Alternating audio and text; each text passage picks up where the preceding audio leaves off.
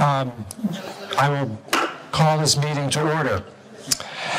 For those of you who are not close to the checker, if you can hear me, I am sure you will be checked in by the time preliminary speeches are going, or at least within the first couple of articles. But we are beginning when the last person who was here at 7 o'clock is ready to check in. Welcome to the special town meeting. My name is Jim Salvi, 74 West Acton Road. I'm the town moderator. We have an abbreviated yet important warrant tonight, and I hope to make my opening remarks similarly brief. I am assuming that there are a number of people here tonight who are not familiar with town meeting procedures, but who perhaps want to participate. And if that is true, I'm going to have to ask that we squash any other talk. It's interfering with, it's being picked up by the microphones, and it's very distracting. Thank you. I want to assume there are people here who are not familiar with town meeting procedures and want to participate. That is terrific. And I am going to focus my remarks tonight on telling you what you need to know to do that. What we're voting on tonight will be the main motions under each article, and those will usually be made by a member of the select board. These motions are allowed to vary at least a little bit from the language that's used in the warrant. The warrant is really just a warning to town residents of what might be voted on tonight. I don't expect many of the motions tonight to vary from what was in the warrant. I think there's one that varies slightly. I'll try to point that out.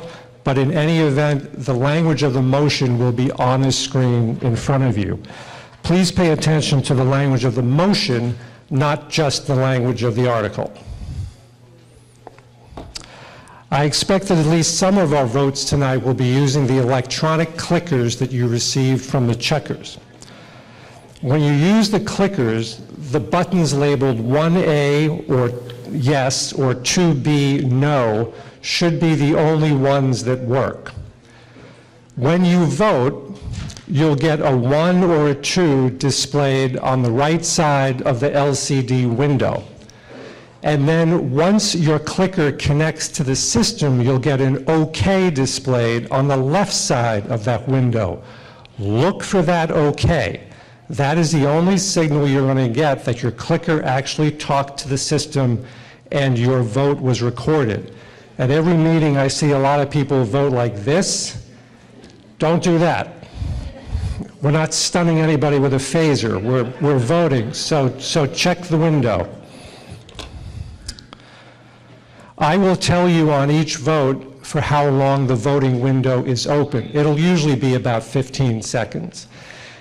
The last button that you press during that window is the vote that's going to get recorded.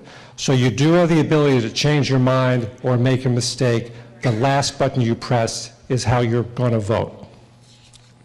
If you have any difficulties with your clickers, please go to the checkers and let them know. They'll give you a new one.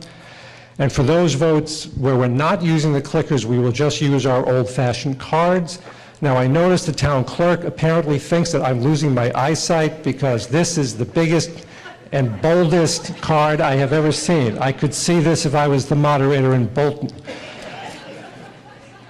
I will make the call when a vote that we do by cards passes. But my call can be questioned by 7 voters standing. If you think I got it wrong, please don't hesitate to stand. If you do that, then we'll just vote again using the clickers.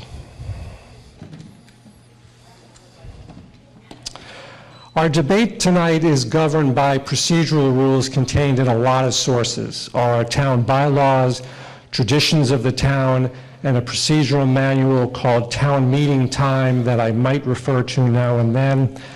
These rules have been collected over time into a handbook called the Town Meeting Handbook. It is available online on the town's website under the moderator page and under the page labeled Town Meeting and Elections.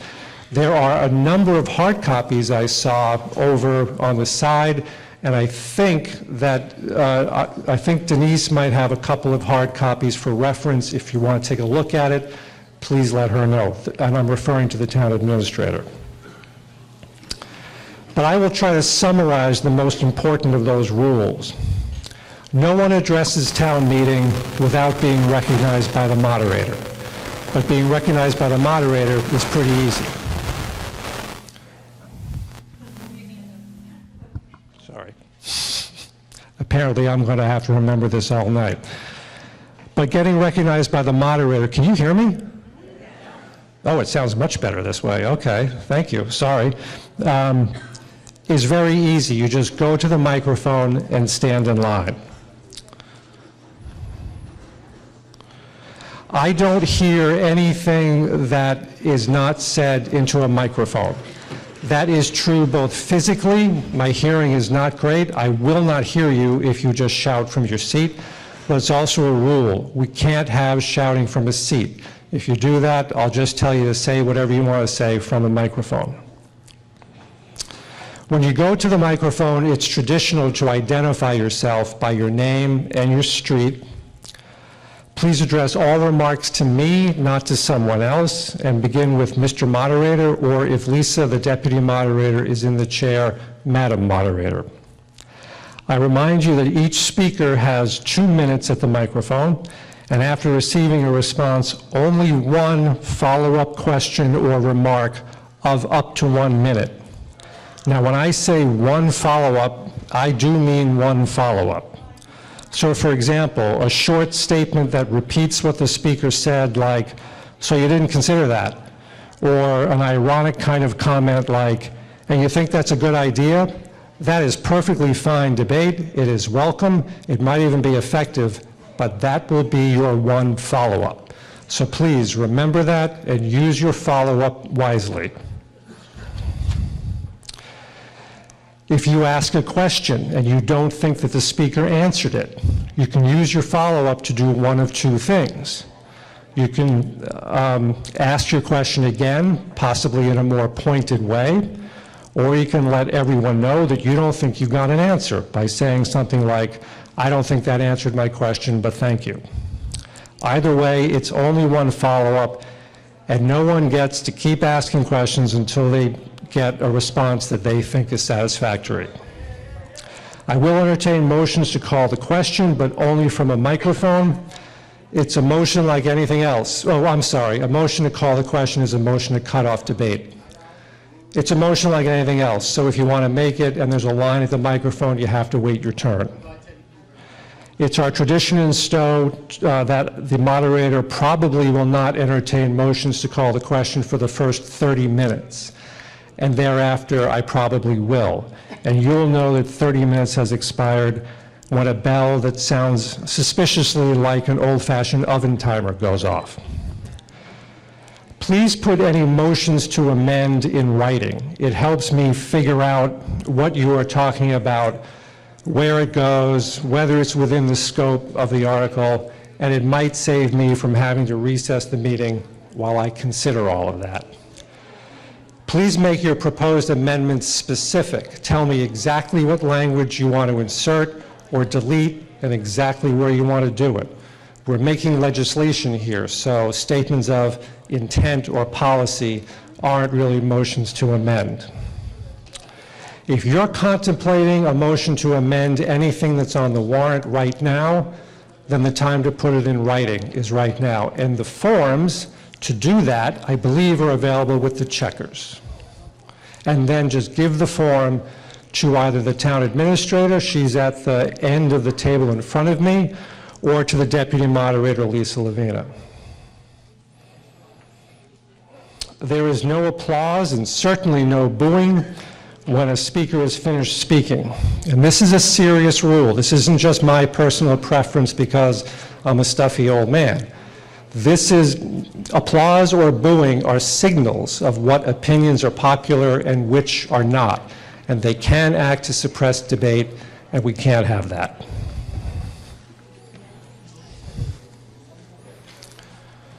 Let me introduce the folks up here with me very quickly. Lisa Lavina, the deputy moderator, who I've referenced a couple of times. Robin Stein, Town Council.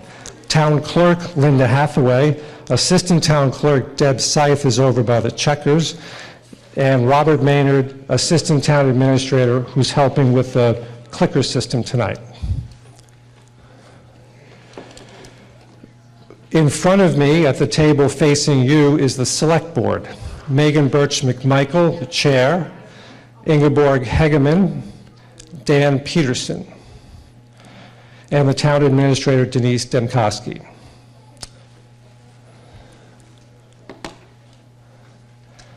You'll be hearing recommendations from the Finance Committee tonight. I believe they're all in your warrant already. They may not all be present tonight, but they are seated in the audience. Please raise your hand when I say your name. Brian Picciuto, Chair. Tom Farnsworth. Jeff Kimmelman. Ross Perry. And Angela Zhang. You'll also be hearing from the Capital Planning Committee. They are also seated in the audience. Chair Steve Jelinek, David Arsenault, Ed DeLuca, Brian Picciuto from the Finance Committee, Select Board Member J.T. Toole, and Associate Members Missy Reed and Steven Segal.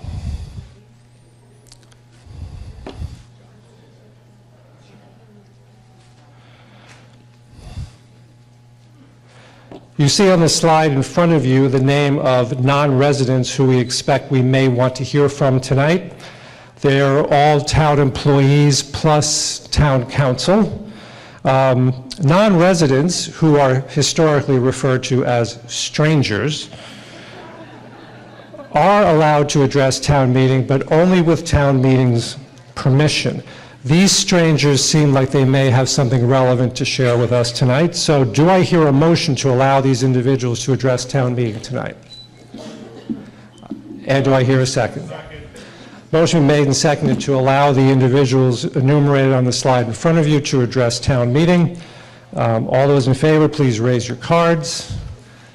Thank you. And those against? Thank you. Call that unanimous. Motion passes. And finally, many thanks to all of those who helped put this special town meeting together, including the town administrator and her office, the town clerk's office, all the checkers, and our technical volunteer, Kate West, the IT department, and Stow TV. And with that, Ms. Birch McMichael, I'm ready for a motion. Mr. Moderator, I move the reading of the warrant and return of the constable thereon be waived but made part of the record of this meeting, and that the moderator be permitted to refer to each article by subject matter instead of reading each article in its entirety. Did I hear a second? Second. I have a motion made and seconded. Traditionally, the moderator has to read the entire warrant out loud. A yes vote on this motion dispenses with that requirement. A no vote means you're here all night listening to my voice. So we will go to a vote. We'll use our cards. This requires a simple majority. All those in favor, please signify by holding up your cards. Thank you. And those opposed? Unanimous. Nobody wants to listen to me read the entire warrant. Article 1, rescind previously authorized debt. Ms. Birch McMichael. Mr. Moderator, I move that the town... Mr. Moderator, I move that the town approve Article 1, rescind previously authorized debt as printed in the warrant, to rescind the authorization for unissued debt that has been determined is no longer needed for the completion of various projects. I have a motion made and seconded under Article 1. Article 1 seems relatively self-explanatory. Could we get the motion on the screen? I promised people the motions will be on the screen. Thank you. But does the town administrator have anything to add by way of explanation? For the Lower Village roadway project, there was $51,000 that we authorized for debt that we did not need. So it's still sitting on our books as a liability, so this would rescind that and return it as unneeded funds. Thank you, Ms. Demkoski. Is there any debate on Article 1? Seeing none, we'll go to a vote. This requires a simple majority. The question is on the main motion under Article 1. All those in favor, please signify by raising your cards. That is a lot of pink. Thank you. And all those opposed? I kind of like these new big cards. Thank you. Article 2, per and I'm sorry, I will call that unanimous. The article passes. Article 2, per and polyfluoroalkyl substances remediation expenses. Do I have a motion, Ms. Birch-McMichael? Mr. Moderator, I move that the town approve Article 2 PFAS remediation expenses as printed in the warrant and as funding, therefore, borrow the sum of $300,000 for the purpose of paying a licensed site professional, LSP, to provide environmental due diligence, Massachusetts Contingency Plan, MCP, and other LSP-related services necessary to address the release of per and polyfluoroalkyl substances, PFAS, that has been detected in several public and private supply wells in Stow, including any relevant professional and administrative support services, and costs associated with remediating PFAS in the identified public and private wells within the town of Stow's contamination, and that to meet said appropriation, the treasurer, with the approval of the select board, is authorized to borrow the full amount of such appropriation under General Laws, Chapter 44, or any other general or special law or other enabling authority, and to issue bonds or notes of the town therefore. Second. I have a motion made and seconded under Article 2. Your Finance Committee's favorable recommendation is in the warrant. Ms. Demkowski, any explanation on this one? Yes, so this is the PFAS contamination related to the former fire station on Crescent Street. We are now entering Phase 3, which is the evaluation phase, where we have to research and propose remedial alternatives. We are evaluating the feasibility of multiple options for addressing the contaminated soil, the groundwater at the site, and the drinking water. This project started in July of 2020 with a $250,000 appropriation from this group. And to date, you have appropriated $1,025,000, and we have spent almost all of it. We have $165,000 remaining, and this will continue on the project for the next phase. Thank you. Are there any extra chairs for the people who I see standing in the back? Folks, we have plenty of open seats. Don't worry, they're all your fellow residents. They don't bite. Thank you. Just want you to be comfortable. Thank you, Ms. Demkowski. Is there any debate on Article 2? Side microphone. So I will refer to the microphone that is on your left as the front microphone, and the microphone on your right as the side microphone. Microphone. Hi, I'm Richard Fishman, Taylor Road. I'm wondering how far along is this project? Do you have an idea of the total expense and the amount of years it's going to take? Or is that just still being determined or not determinable? Thank you. Ms. Demkowski. So we do not. We are at the whim of the DEP, so we have to file quarterly and annual reports, and when we file a report, they provide us with the remediation that's necessary. I would expect that we are going into the most expensive phase. They are looking for us to actually remediate the site of the former fire station. I would expect that to involve excavation, cleaning the water, cleaning the soil. Until we go through all of our options and file it, we won't know what the cost of that would be. Thank you. Is there any additional debate? And seeing none, we will go to a vote. The question is on the main motion under Article 2. This requires a 2/3 majority because it involves bonding. And because of that, we will use our clickers. Voting will be open for 15 seconds beginning now.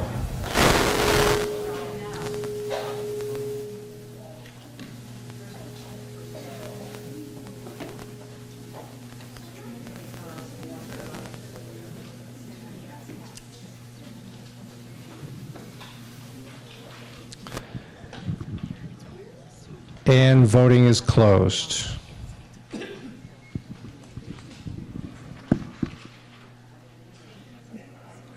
I think you want to hit, yeah.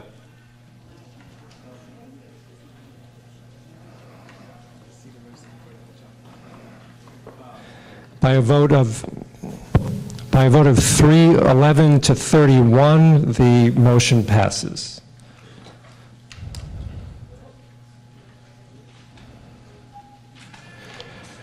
Article 3, Departmental Transfer.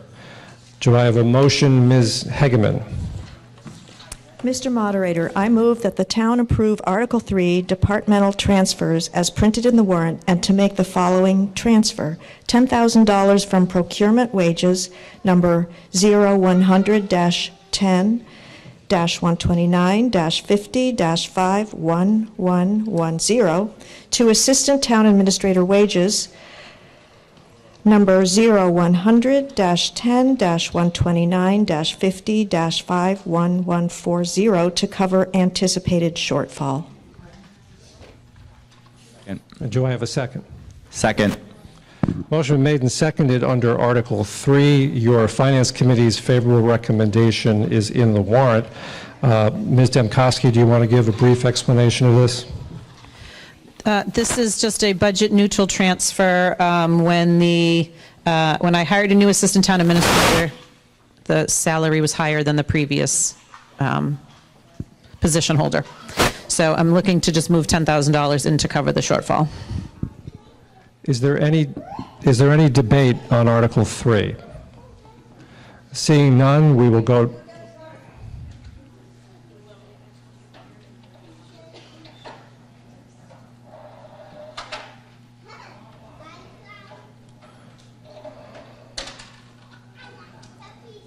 Front microphone. Thank you, Mr. Do you hear it? Thank you, Mr. Moderator. Debbie Woods, Great Road. I guess, Mr. Moderator, I'm very confused and concerned over the statement in the warrant that says to cover a shortfall. This to me implies that the Select Board and the Town Administrator did not honor the amount of $99,800 that was in the warrant in May at town meeting, of which this town voted on and approved. That's very, very concerning that that number was not honored. In addition to that, what's also kind of confusing is between July 1st and roughly middle of September, nobody was in that position, so we have that excess money. And now we have found out that the current assistant town administrator is leaving, and again, additional money is going to be available.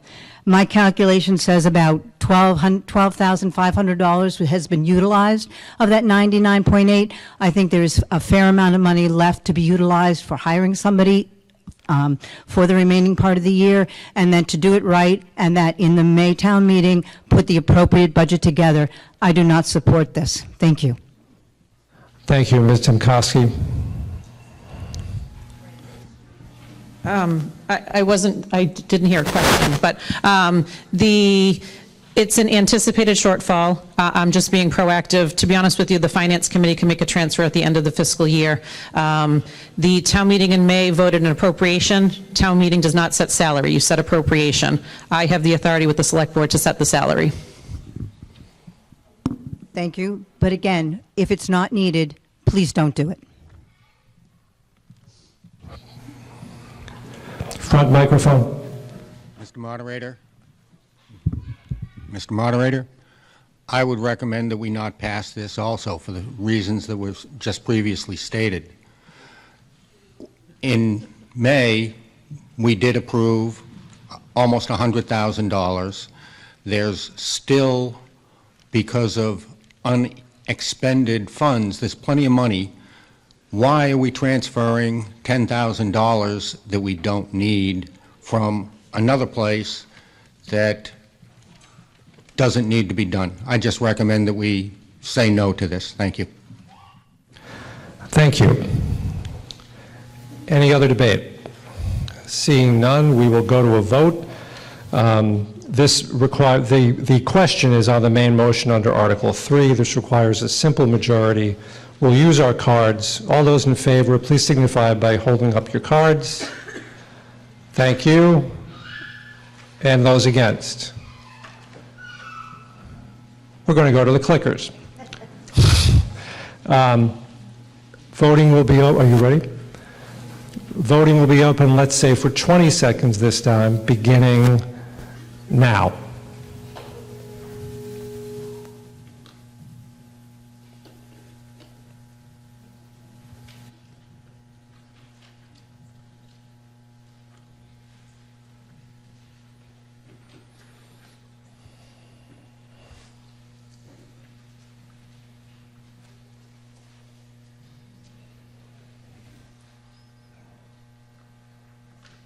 And voting is closed.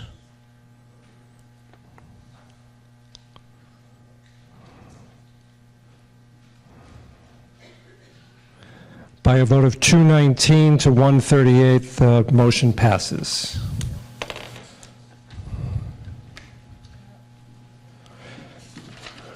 Article 4, Randall Woods Park Wetland Restoration. Mr. Peterson. Mr. Moderator, I move that the town approve Article 4, Randall Woods Park Wetland Restoration as printed in the warrant, to fund the Randall Woods Park Wetland Restoration and Access Design, Engineering and Permitting Project, and to appropriate and transfer $150,000 from the Community Preservation Fund Open Space and Recreation account, in accordance with the provisions of the Massachusetts General Laws, Chapter 44B, the Community Preservation Act, to be expended under the direction of the Conservation Department in consultation with the Community Preservation Committee. Second. I have a motion made and seconded under Article 4. Your Finance Committee's recommendation is in the warrant. Their favorable recommendation is in the warrant. We do have a presentation, a brief joint presentation, I believe. First, Ms. Crawford, Maureen Crawford, the chair of the CPC. Ms. Crawford? Mr. Moderator, the Community Preservation Committee unanimously recommends the application from the Conservation Committee for $150,000 to be taken from Open Space and Recreation account for the Randall Woods Park Wetland Restoration. The vote was taken on August 4th of 2025. Thank you very much, Ms. Crawford. And now Jackie Goring, the Conservation Director.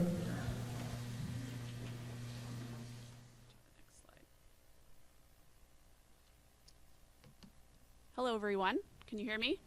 No? Thank you. Hello, everyone. My name is Jackie Goring. I'm the Conservation Director here representing the Conservation Commission. We're requesting $150,000 in CPA open space funds to assist with the final design, engineering, and permitting for the Stow Acres Driving Range wetland restoration at Randall Woods Park.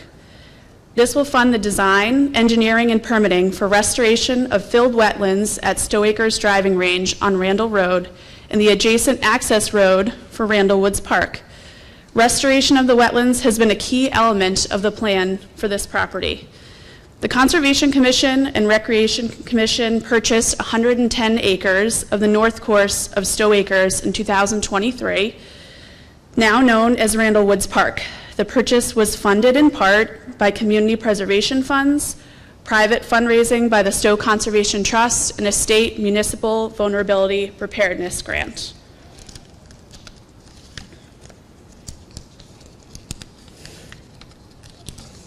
Of the 110 acres of Randall Woods Park, about a third of the land has been designated as conservation land and the remaining 2/3 for recreation. Following the purchase, multiple town departments, along with consulting assistants, conducted extensive public outreach to create a plan for the land, which set a vision for the property focused on recreation, conservation, and restoration. From the beginning of this project, we had a vision of restoring the current driving range portion of the property back to wetlands. Based on historic aerials, soil exploration, property file reviews, we can confirm that the site of the existing driving range on Randall Road was a historically filled wetland. In the late 1960s, trees were removed, the land was cleared, and the area was channelized and filled to raise the grade, to dry the area out, and redirect water for irrigation of the north course. Our goal is to restore the current driving range back to wetland. Thus far, we have initial concept plans and monitoring wells that were installed by our master plan consultant. The next step is to hire a consultant with expertise in wetland restoration to create a final design, engineering, and permitting for the project, as well as design the access road into Randall Woods Park. For the past year, we've been working closely with the Massachusetts Department of Fish and Game and the Army Corps of Engineers to seek approval for our wetland restoration project to qualify for state and federal funding.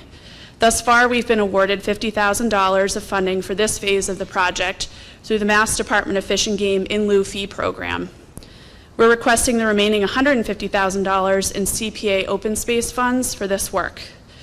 It is anticipated that the restored driving range will result in increased floodplain storage in the watershed of the Aspet River, reestablishment of wetland hydrology, improved wildlife habitat and connectivity, improved water quality, increased resilience to the impacts of climate change, and provide public access trails with viewing platforms.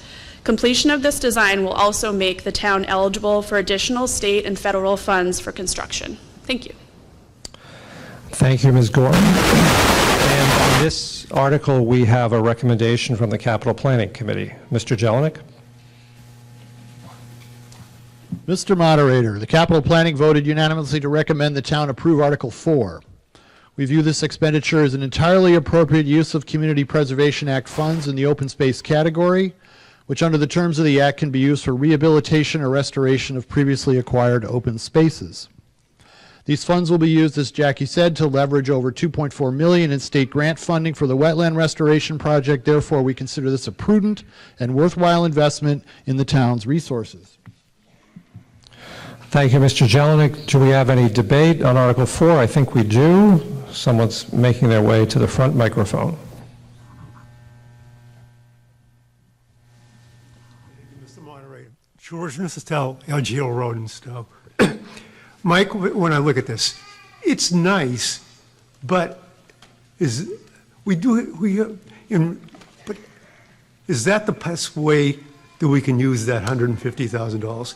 And more importantly, this is the first shoe. Once you get the go-ahead, you're going to have the construction. And I've heard estimates of as much as $2 million to do that. And I don't know how much of that the town would have to pay. So this is more than a $150,000 article. Ms. Goring? Yes, thank you. That's a good question. We have anticipated, we've worked with the state and federal different departments of both state and federal Army Corps of Engineers about estimating about $2 million. Our goal would be to hopefully not ask for any money. We'll be applying for grants, including our MVP preparedness grant that we received before. The intention when we received that grant to purchase the north course was to restore this as wetland. And you think there's a reasonable chance you can get all $2 million? Our hope is to, Our hope is to apply for additional state and federal grants, and in order to do that, we need to have this design plan completed. Sir, thank you. Is there any additional debate? Seeing, yes, we do have some debate.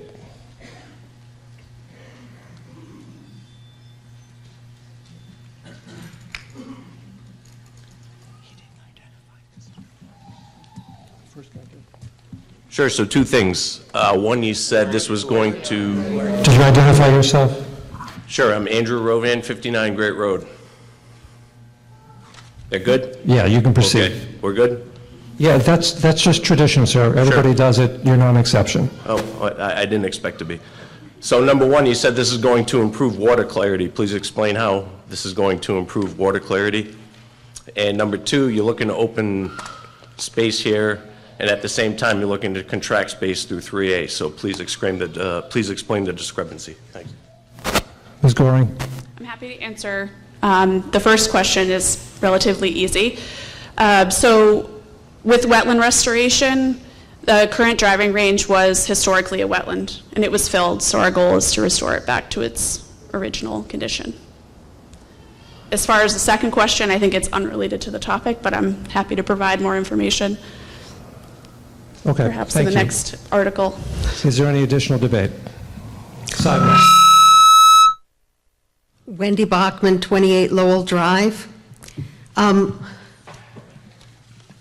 Won't nature eventually take its course in restoring this to a wetland if it's a low-lying area?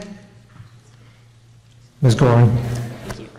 That's a hope of ours. So part of the engineering design may be to leave some of it alone. We do know that there was some fill brought in, so it may be that we have to remove some fill, but the purpose of this article is to ask for engineering and design funds so we can determine how to best restore the wetland.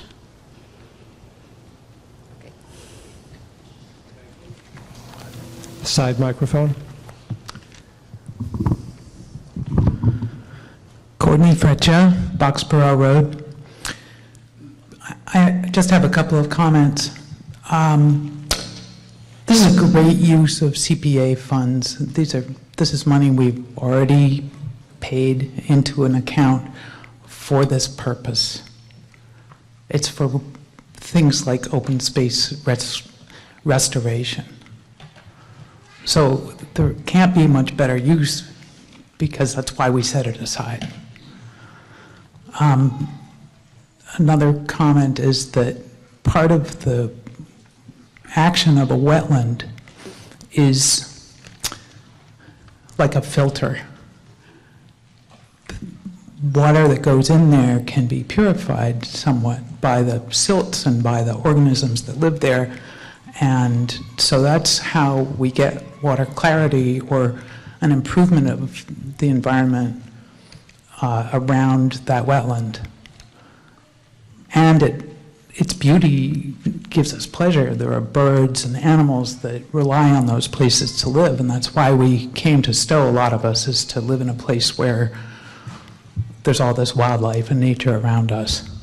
So I think this is an excellent use of only $150,000 to leverage as much as $2 or $2.3 million of somebody else's money to fix our town. Thank you.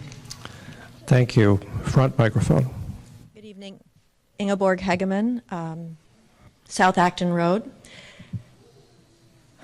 I'm just completely blanking. Oh, yes. So the in lieu fee program, I don't know if the town knows what that is. The in lieu fee program is a permitting program under the federal and potentially the state where people, for example, Mass Highway or somebody who cannot recreate a wetland due to permitting conditions or restricted sites contribute funds to the federal program. It is those funds that this project, becoming an in lieu fee recipient project, will contribute to. So this is not the type of project where we will be asking for continued money from the town. And with respect to the water quality improvements associated with restored wetlands is It is the delayed flow, the differential flow. It isn't fast flowing right now. Those of you who are familiar with this area, there's a stream that runs through it. There's no filtering capacity. There's no water level fluctuation that's natural. So in addition to the past speakers' description of this restoration, it becomes a great groundwater interchange in, influx and recharge, and I could go on and on. But it is something that we shouldn't be afraid of in terms of money. Secondly, it is something that we approved in past town meetings. And thirdly, I agree with the previous speaker that this is a great opportunity, and the soils out there are full of malarkey, so it's great to get this done. Thank you. Is there any further debate? And seeing none, we'll go to a vote. The question is on the main motion under Article 4. This requires a simple majority. I think we'll use the clickers. I will keep voting open for 20 seconds, beginning now.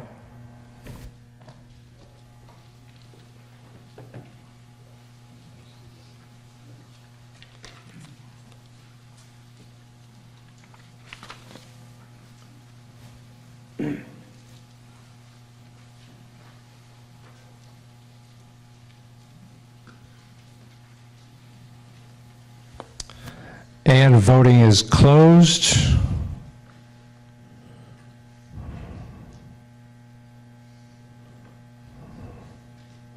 And by a vote of 341 to 30, the motion passes. I am going to recuse myself from Article 5, and the Deputy Moderator, Ms. Lavina, will take over. Don't touch that thing. Thank you. Remember, you got a select board recommendation on this. Good evening, everybody. Do we have a motion for Article 5, update base wage scale for fiscal year 2027? Madam Moderator, I move that the town approve Article 5, update base wage scale for fiscal year 2027 as printed in the warrant to amend Article 11 of the General Bylaws Personnel Administration by adding to Section 20.h the fiscal year 27 salary schedules for Schedule A as printed in the warrant. Thank you. We have a motion and a second. The Finance Committee's favorable recommendation is in the warrant. Does the Select Board have a recommendation? Madam Moderator, the Select Board recommends favorable action on this article. Thank you. And the Town Administrator has a couple of slides to present. Yes, thank you. So again, trying to be proactive going into fiscal year 27 budget planning, looking at our current non-union wage schedule that affects 41 positions. This is primarily your department heads, your employees in town building, the employees in the Pompasiticate Community Center, the library employees, and department heads like the DPW director, the business manager of the DPW, the business manager of the police department. So trying to compare our wage schedule with other communities is not easy. Every community handles it differently. We have an 8-grade schedule where all of those positions fill 8 grades. Some of the communities, these are our most comparable communities. Some of those communities have 15 grades, they have 12 grades, they have 20 grades. So looking at sort of our key positions, you can see that the white column, the difference is what we are, where we are different than the average of these communities. So for instance, the town accountant currently is on the minimum side $5 under the average, and on the maximum side $6 under the average. Our department assistants, which covers most of our departments, is under by $2 to $3.59. Some positions, again, our schedule includes all of the main department heads in one grade. Other departments, other municipalities break it up. So for us, the town accountant, the library director, the COA director, the town clerk, the treasurer collector are all in one grade. So you'll see that some of those vary. Some of them are under, some of them are over. My goal is to get us to relatively the middle of the scale so that we are paying our employees a comparable wage. So my proposal is to take the wage scale that is voted on every spring at our annual town meeting, change grade 1, which would now be grade 5. So move grade 5 to grade 1 and build 12 steps from there to build a new step schedule. There are, out of the 41 employees we have, 18 would be impacted because they are either at the low end of the scale or they are already maxed out and have not received any step increases over the last few years. So there are 7 employees that are at the max step, primarily your department heads, that are not getting a step increase year after year. They're just staying static with the minor cost of living. And then there are 11 employees that are on the low end that we would be adjusting up to be a new minimum scale. On a side note, I had an employee tell me that they would make more money at McDonald's than what we're paying them to come in and do office work as a department assistant. So I'm respectfully asking for support on this so that we can build our budgets with these new wages and not have to worry about 2 budgets coming before you in the spring.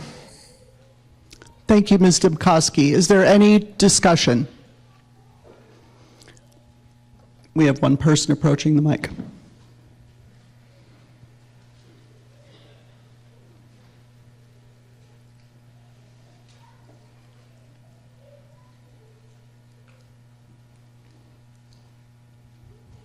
And at the front, Mike. Tom Ryan, Great Road. This is the first time I've ever seen something like this come at a special town meeting. Generally, it comes with the annual town meeting where you can compare, see where people are getting increases and things like that. The wage schedule that I'm looking at in the warrant actually appears to be simply a 10% increase from what we approved in the spring. Everything across the board, just 10%. Why are we seeing this when we can't see it along with all the positions that are being filled? I've always been a great supporter of all of our town employees, and maybe there are some people that need to be, I'll say, right-sized, but based on what I'm seeing, any of these, they're making a heck of a lot more than McDonald's. So I would suggest that we put this off and wait until annual town meeting so that we can see what is really going on with it. I think that the $36,000, I would like to see a lot more detail on how that is being done, because I think it probably comes out to a heck of a lot more. So I would suggest you vote no. Would you care to clarify? Yes, I would. So this is not making any budget changes currently. As I stated, this would take the schedule that everyone voted on in the spring, take step 5 and make that a new step 1 and build 12 new steps. The fact that we're bringing it now is so that we can build a budget around it. If town meeting passes it, we would include these numbers in the fiscal 27 budget that would be voted on in the spring. If we wait until the spring, we will not be able to budget for those numbers accordingly. That is why it's coming to you in the fall before we start budget season. Thank you. Follow-up question? Tom Ryan, Great Road, I still think that we should be saying no on this. Again, I haven't seen any explanation other than what's up on here right now. Maybe I missed it. Bad me, I should have gone to some of the meetings. But the schedule that we're voting on is simply last year's schedule plus 10%. I don't agree with that. I think we should be saying no at this point. And maybe there are some adjustments that need to be made, but there's got to be a lot more detail on it. So, Thank you for your comment. The front microphone. Brian Patuto, 63 Crescent Street. I want to point out a couple of things. I've had a lot of opportunity to go through these in detail with our town administrator on FinCom. One of the shifts that's happening is by moving this step 5 down to step 1, we're taking people who would be joining us at $15 an hour and moving them up to $19. Now that might seem a lot, but Wendy's on 27, or on Great Road, is offering $17 an hour starting for fry cooks. These people, Denise pointed out, there are 41 people who would be impacted by this. What is not in that is that half of those have been with the town for more than 5 years, and half again have been with the town for more than 10, I believe some of them as many as 18. These are people who have committed themselves to being supportive members of our community who run many of the organizations that we benefit from every day.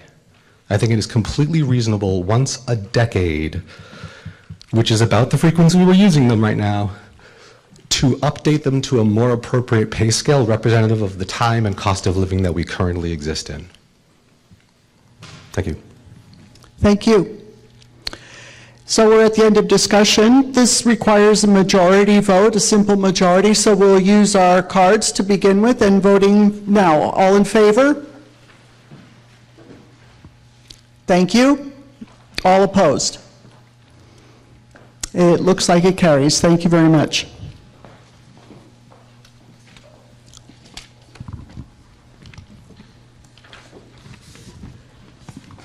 I'm returning the chair to Jim Salvi, I think.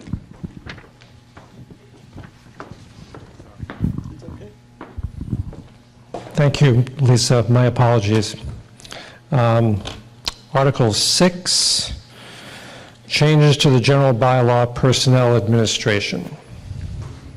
Mr. Moderator, I move that the town approve Article 6, changes to the general bylaw, proposed administration, personnel administration, as printed in the warrant, to amend Article 11 of the general bylaws, personnel administration, by revising sections 9, 10, 20, and 21, as printed in the warrant in bold and underlined, or in bold, italics, and underlined.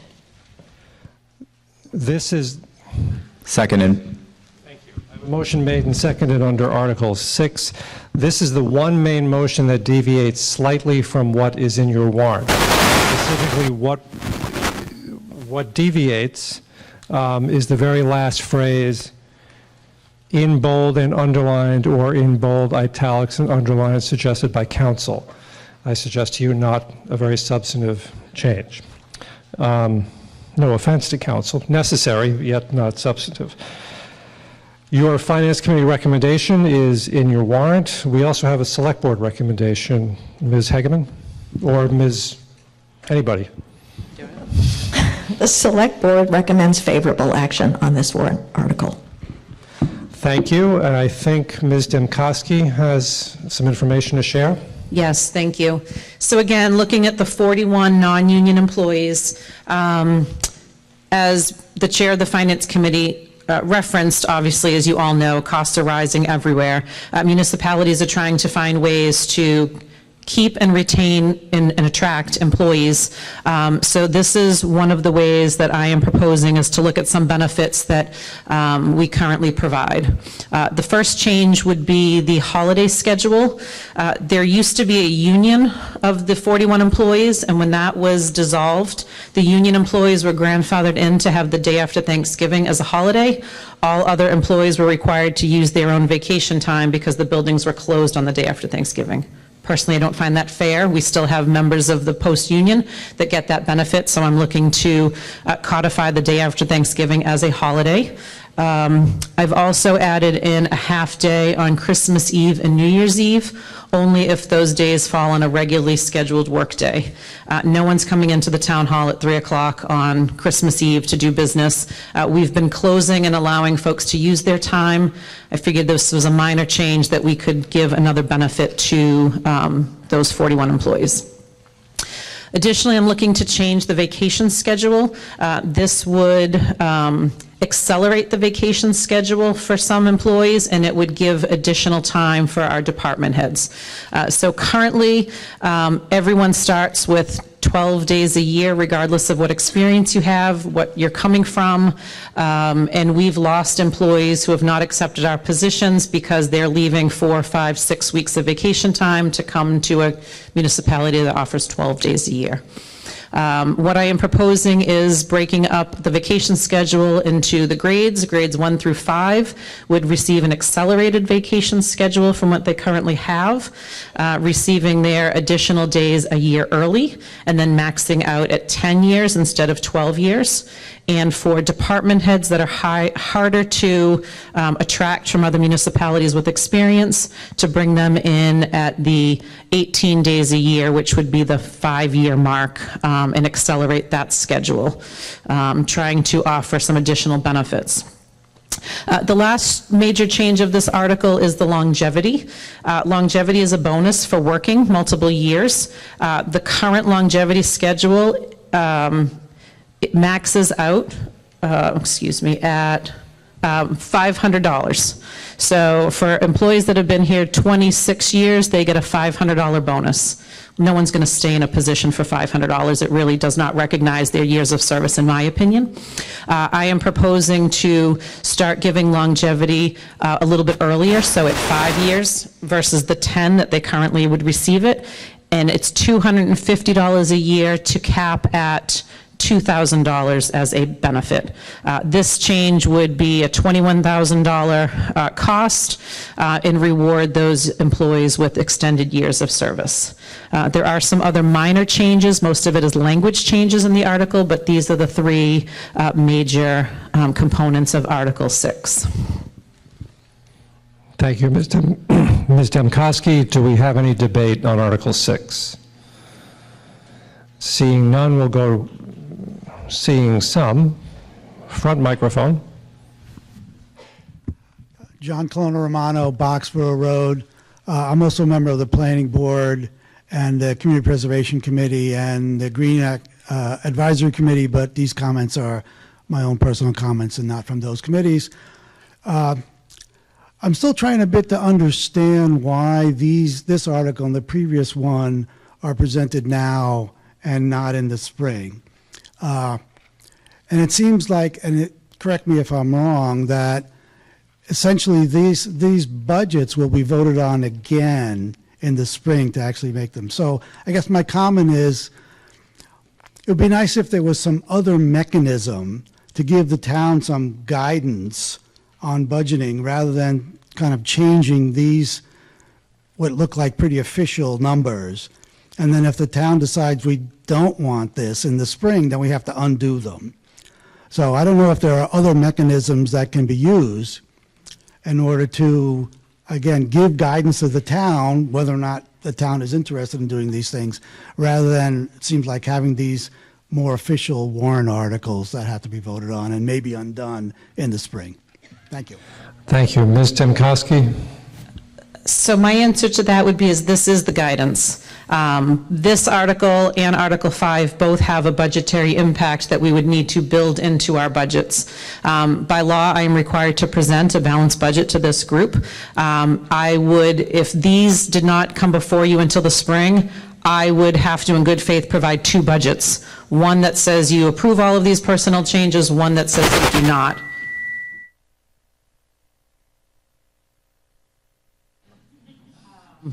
And so in order to mitigate that and plan accordingly, I'm bringing them to you now so that we're not dealing with multiple budgets and trying to balance based on one number versus balancing off another number. Thank you. Is there any additional debate?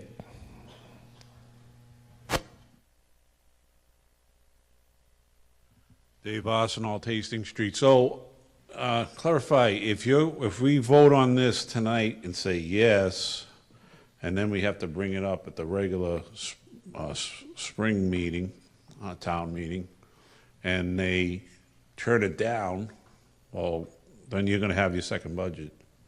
I mean, this is done, you said, for planning, but what if it gets turned down at the spring town meeting? Okay. So in the spring, it will not come before you as an article. It will come before you as individual line items. So certainly town meeting members could vote down a department budget if they felt they didn't want to pay a salary line item or a wage line item, but it would not come before you as a whole in a separate article. Is there any additional debate on Article 6? So I just want to make one general comment. Given the size of the audience that we have here, which is terrific, there's no need to wait until the last minute to get up and start heading toward the microphone. It would actually be kind of helpful if people started inching toward the microphone a little earlier. Not to pick on this gentleman, he is hardly the only one who has done it. Please proceed, sir. Hi, Todd Shilhonick, Bramble Path. My personal opinion is I think it's worthy of passing this so that the town administrators and the employees have a chance to get something done with making one budget versus making two separate budgets. As someone in my job, I would hate if somebody came to me and said, you have to create this budget. Okay, now we also have to create this budget here, and just waste a lot of valuable time on the town employees' part. So I would vote for, I think we should go forward with this and let them make one plan, one budget, so it's easier on the employees at the town. Thank you. Is there any additional debate on Article 6? Seeing none, we'll go to a vote. The question is on the main motion under Article 6. This requires a simple majority, and we'll use our cards. All those in favor, please signify by holding up your cards. Thank you. And those against, hold up your cards. And the motion passes, not unanimously, but it passes. Thank you. Article 7, amend zoning bylaw and zoning map, multifamily housing overlay district, and related amendments. Do I have a motion, Ms. Birch McMichael? Mr. Moderator, I move that the town approve Article 7, amend zoning bylaw and zoning map, multifamily housing overlay district, and related amendments as printed in the warrant. Second. I have a motion made and seconded under Article 7. The Finance Committee's favorable recommendation is in the warrant. Mr. Picciuto, do you have anything you want to add?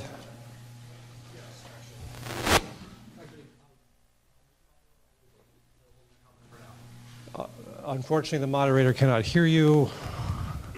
He will wait. Mr. Mr. Picciuto is going to wait. Thank you. We also have a Select Board recommendation. Ms. Birch McMichael? Yes, Mr. Moderator, the Select Board recommends favorable action on this article. Before we go any further, there is some statutorily required information we need to get from the Chair of the Planning Board, Ms. Clark.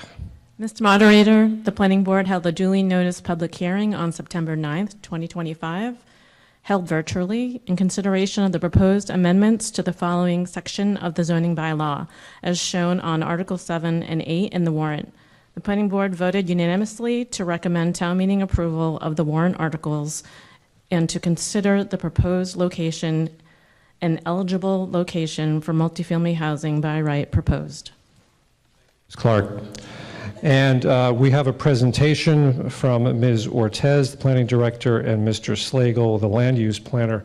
Before we get to that, I want to tell everyone in debate, if you wind up lining up toward the end of their presentation, I would like to have those speaking in favor of the article at what I'm calling the front microphone, those speaking against at the side microphone. If you're just asking a question or a neutral comment, you can go to either. If you make a mistake, don't worry about it. Ms. Ortez. Thank you. Can you all hear me in the back? Awesome. We're here tonight to present Articles 7 and 8 regarding the MBTA Communities Act, which requires Stow to zone an area of the town which would allow multifamily housing. So we're here tonight because Stow is required to comply with the state mandate, and all zoning amendments need to be passed by a town meeting. Our approach allows Stow to meet the minimum requirements while maximizing local benefits, such as allowing housing near services and amenities, supporting local businesses, directing any additional traffic to our highest capacity roadways, retaining Stow's open space and rural landscape, allowing for incremental development over time, and avoiding legal fees, fines, grant ineligibility, and other penalties that come with non-compliance. We need to adopt a zoning district that allows for multifamily housing at a density of 15 units an acre. Now, the state knows that for towns like Stow that are on private well and septic, we are not likely to see this density. We have until the end of this year, and the state will not offer us extensions. Zoning does not require the construction of housing. The law does not change other permitting mechanisms in place, such as well and septic regulations, wetlands permitting, building and fire codes, and the planning board's site plan approval process.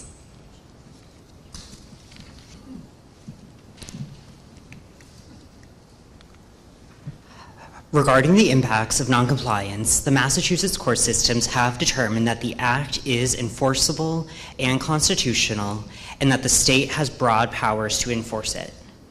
We don't know exactly how the state will enforce the law yet, but enforcement could include loss of local control on zoning, the state choosing the location for Stow's zoning district, or voiding components of our zoning bylaws.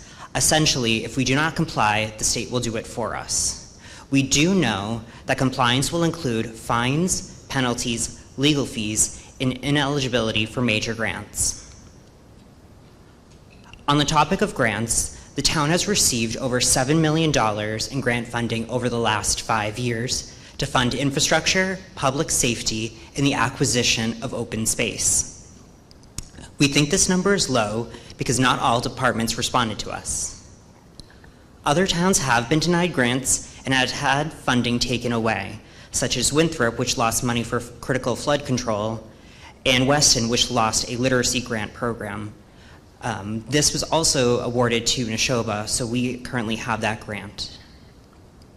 And it's not clear yet how far the state will go with these financial consequences, but we do know that the loss of federal dollars into Massachusetts will make grants much more competitive, and non-compliance will severely weaken any town's application towards a grant. When the planning board started this process, we began by looking at existing plans that have had community engagement. These 4 plans here collectively have had hundreds of people voicing their opinions. And these plans show us that residents want more housing options, housing near village centers, and the preservation of open space. The Planning Board has began working on this initiative since 2021, when the state issued the law, and began working through it as the state made many revisions to its regulations. The timeline on the screen identifies many of the major events, starting broadly with community engagement efforts like forums and getting more narrow with meetings with residents. Overall, the Planning Board and the Planning Department has had over 50 opportunities for residents to learn, provide feedback, and shape our bylaw. To find a location, the Planning Board reviewed the feedback received, sought alignment with other towns' plans, as mentioned before, and looked to maximize the benefit. We started with a full map of Stow and then colored in areas that would be excluded land or areas that had other constraints. From there, we narrowed down the areas further. The areas in red, the Planning Board looked in depth. These circled areas contain excluded land that conflicted with broad community outreach, proved infeasible, or were otherwise excluded land.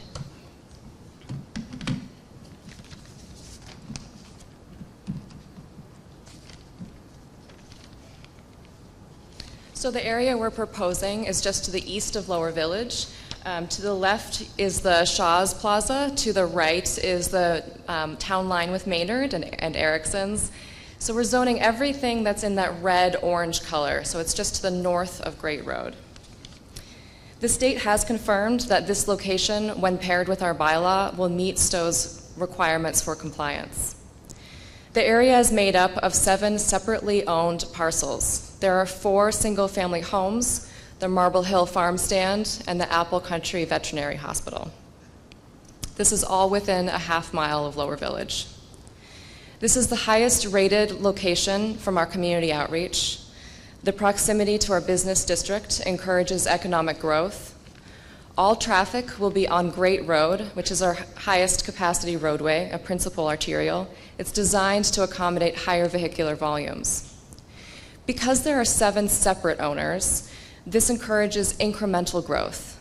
If we were to zone over one large open space owned by one individual, we could see a larger scale development occur all at once and create a new pocket of population where currently there is none, which would encourage sprawl. The location is near recreation opportunities and avoids parcels with active farms, rural views, which all aligns with feedback we've received from residents through this community engagement process and others throughout the years.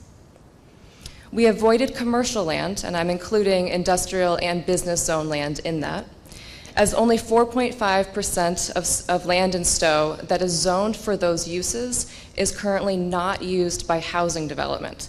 So put another way, only 4.5% of land in Stow is open for business. Our bylaw defines multifamily housing as one of 3 things, either duplexes, triplexes, or townhomes with up to 5 units per structure. We are not including large apartment complexes. The building heights and property line setbacks are the same as they are elsewhere in Stow. We did increase the amount of required open space that is required. This is essentially lawn area. What we can't control is whether or not multifamily housing is built. Any homes would be a product of the neighborhood itself. The size of the district cannot be reduced further without us losing compliance, and we must allow for up to 15 units an acre. There are no requirements of property owners.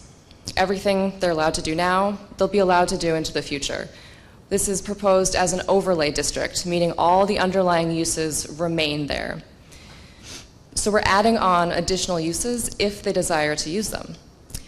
The state does not require housing to be built. They're only looking for us to have the zoning in place because the state's research has shown that zoning is the biggest obstacle to housing development. Development does not need to be done at the highest density. Residents could opt to convert their home into a duplex, add a triplex to their site, or develop further. This is a choice. Again, any homes created will be a product of the neighborhood. Through this process, the Planning Board deeply reviewed 17 locations and an additional 7 at the specific request of residents. So we continued to look at alternative locations throughout our planning process. In the spring and summer, as we began to discuss this more with the neighborhood, we modified the proposal to reduce the location by 4 parcels. We also made changes to allow residents to keep their single-family home while adding on multifamily uses, which is a bylaw component that's unique in Stow. We also increased setbacks and included language to incentivize landscaping and allowed the Planning Board to provide waivers through the site plan approval process if the developer or property owner were to mitigate any impacts discussed in the public hearing process. So to summarize, this proposal enables incremental growth rather than all-at-once development. It supports economic development and that long-term vision of Lower Village as a walkable village center. It avoids future sprawl and maintains our small amount of commercial land. It minimizes the loss of open space and rural character. It lessens impacts to local roads, and it is confirmed to comply with the state's requirements, allowing Stow to avoid any penalties.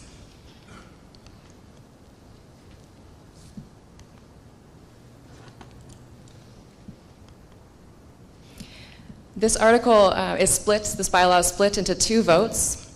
Community engagement showed support for duplex uses, and given state laws, duplexes need to be passed through a 2/3 majority vote. Stow will still be in compliance if Article 7 passes and Article 8 fails. Duplex uses would give property owners additional options to provide small, more affordable units if desired.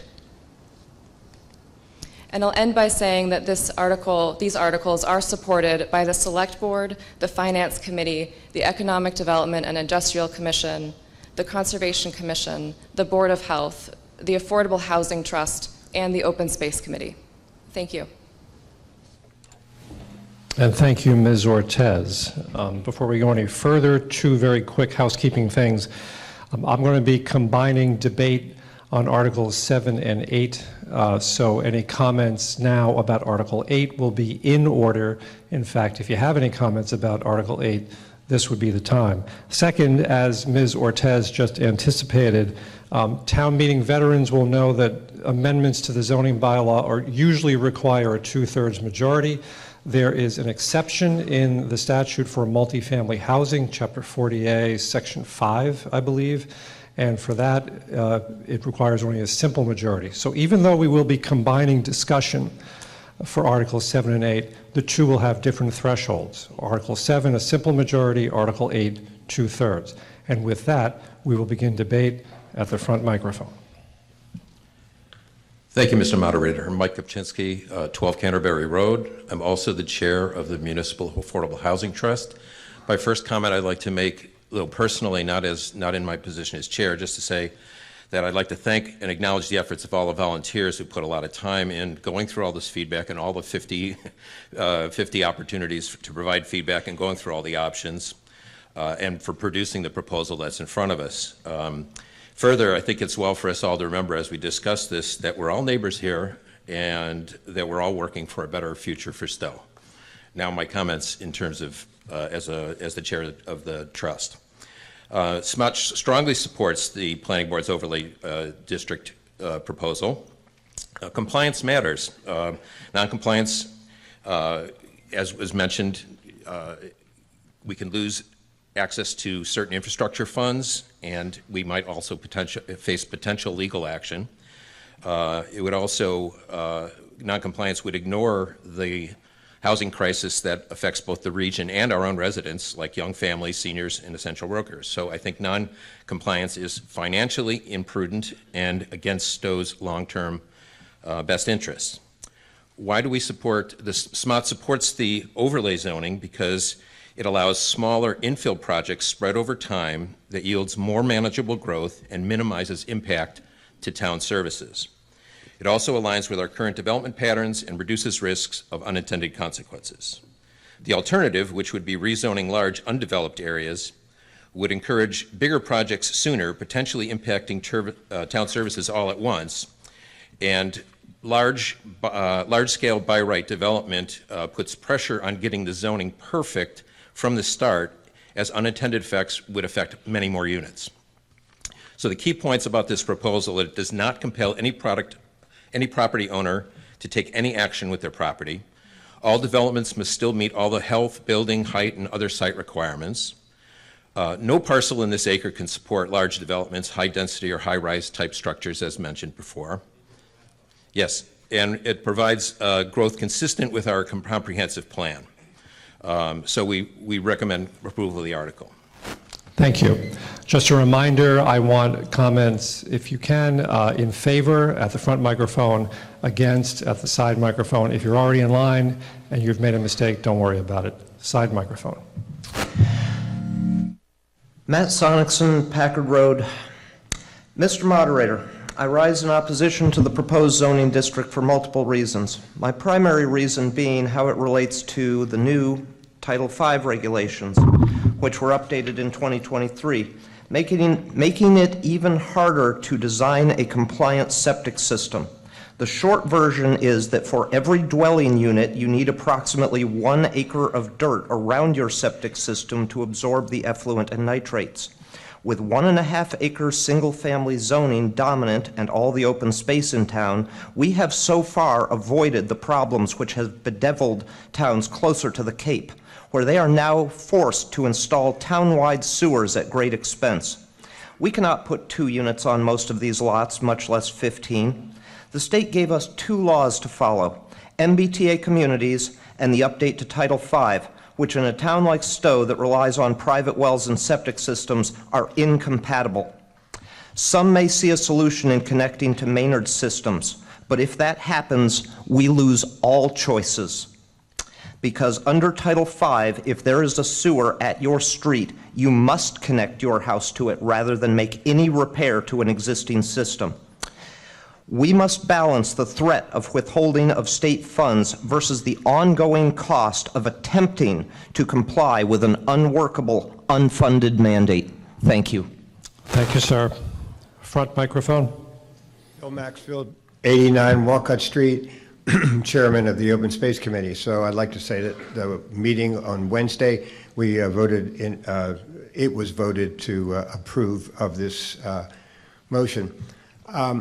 I'd like to suggest that people look at some of the development plans that we have had where the 1.5 acre zoning that we all have known over the years is reduced by combining the houses to allow for more open space, and those houses are on about less than 3/4 of an acre and still have a well and still have sewers. So it does exist on less than an acre of land legally. And anybody, okay, and the number one thing I want to say is that no one has to sell their house. So this could pass and we would see nothing for years.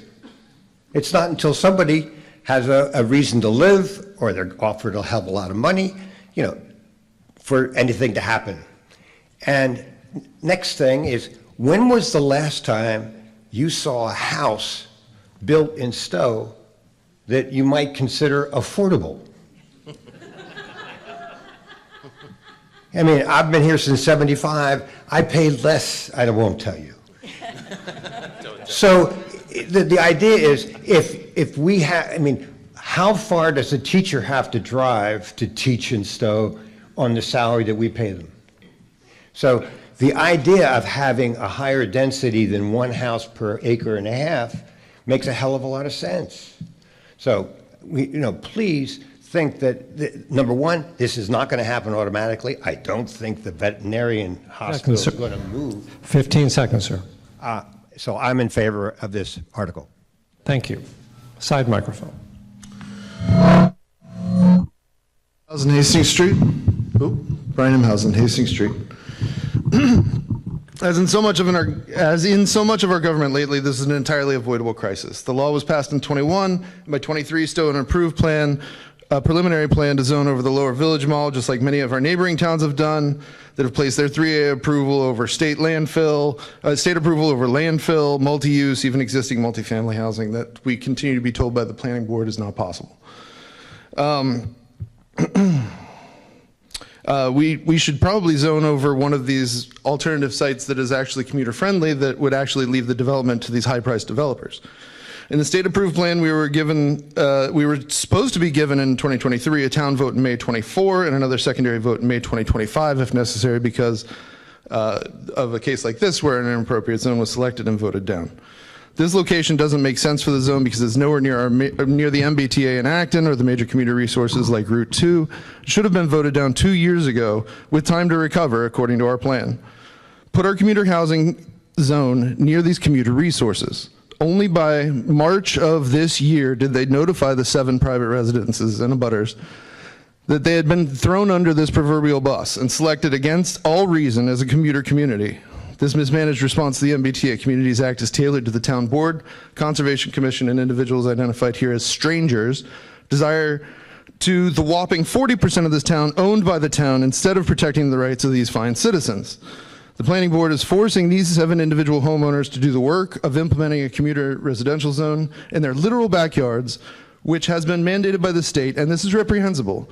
Because of poor planning from the planning board, we are now faced with this false dilemma. 15 seconds. Largely premised on the hilariously misguided notion that anyone would ever walk from Erickson's to the Lower Village Mall. Bike maybe a mile or 2.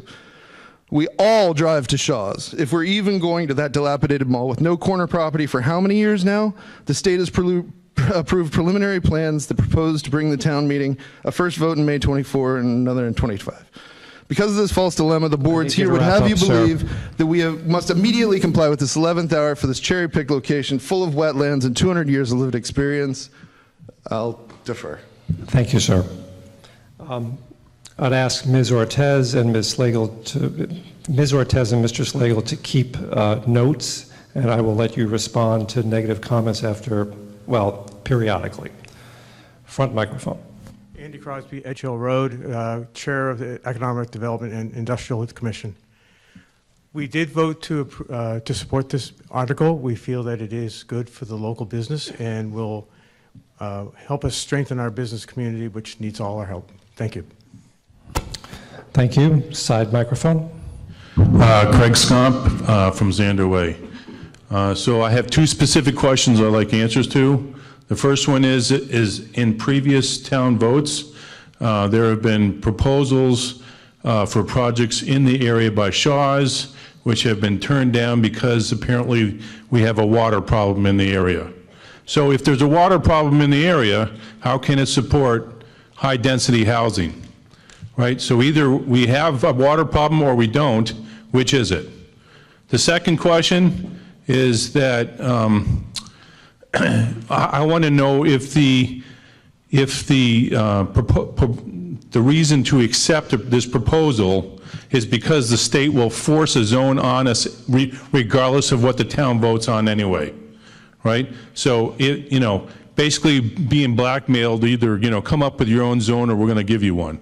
So I want to know if that is part of the decision for accepting this. Ms. Ortez, please use this opportunity to address that gentleman's 2 questions, water and being forced by the state, and also anything else that you may have heard in previous comments that you want to address, and do it as quickly as possible. Thank you. The simple answer to the water question is that the town is not obligated to offer water. So any utilities that are required for housing construction is the developers to bear.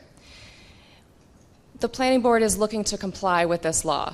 It's true they may not have created this bylaw and this exact proposal under another requirement from the state, but this is the planning board's best foot forward approach to minimizing or for maximizing local benefits and meeting that minimum requirement.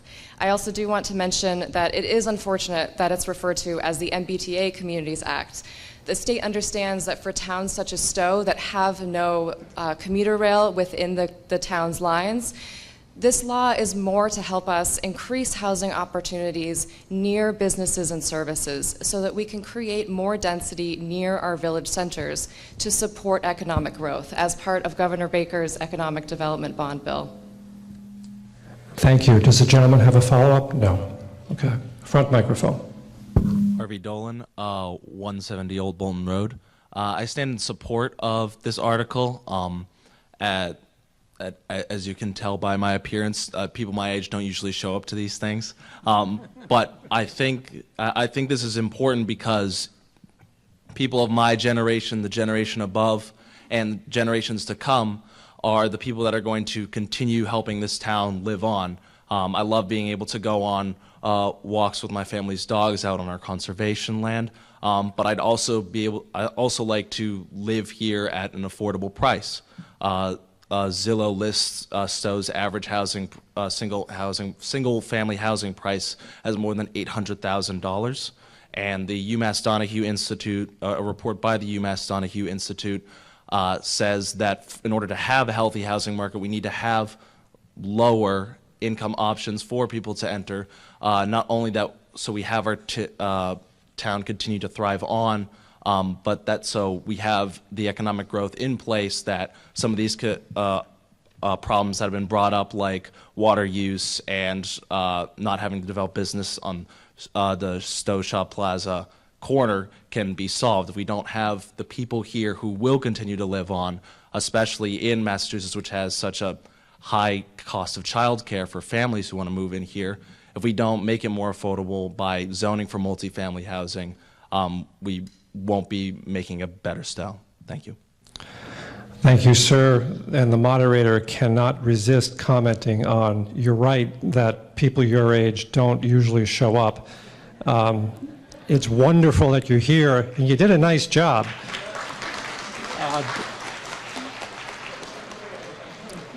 I'll actually allow that. But we're making decisions that affect guys just like you, of your age. So, side microphone. Okay. Hello, Ramel Mahmood, 32 Peabody Drive. Wow, I feel like I sound like a robot. Okay, let's just take a step back. I have a rhetorical question for everybody in the audience and the select board and the planning members. What is Stow? What are our values? I think we have values, but we aren't living up to them with this current site selection.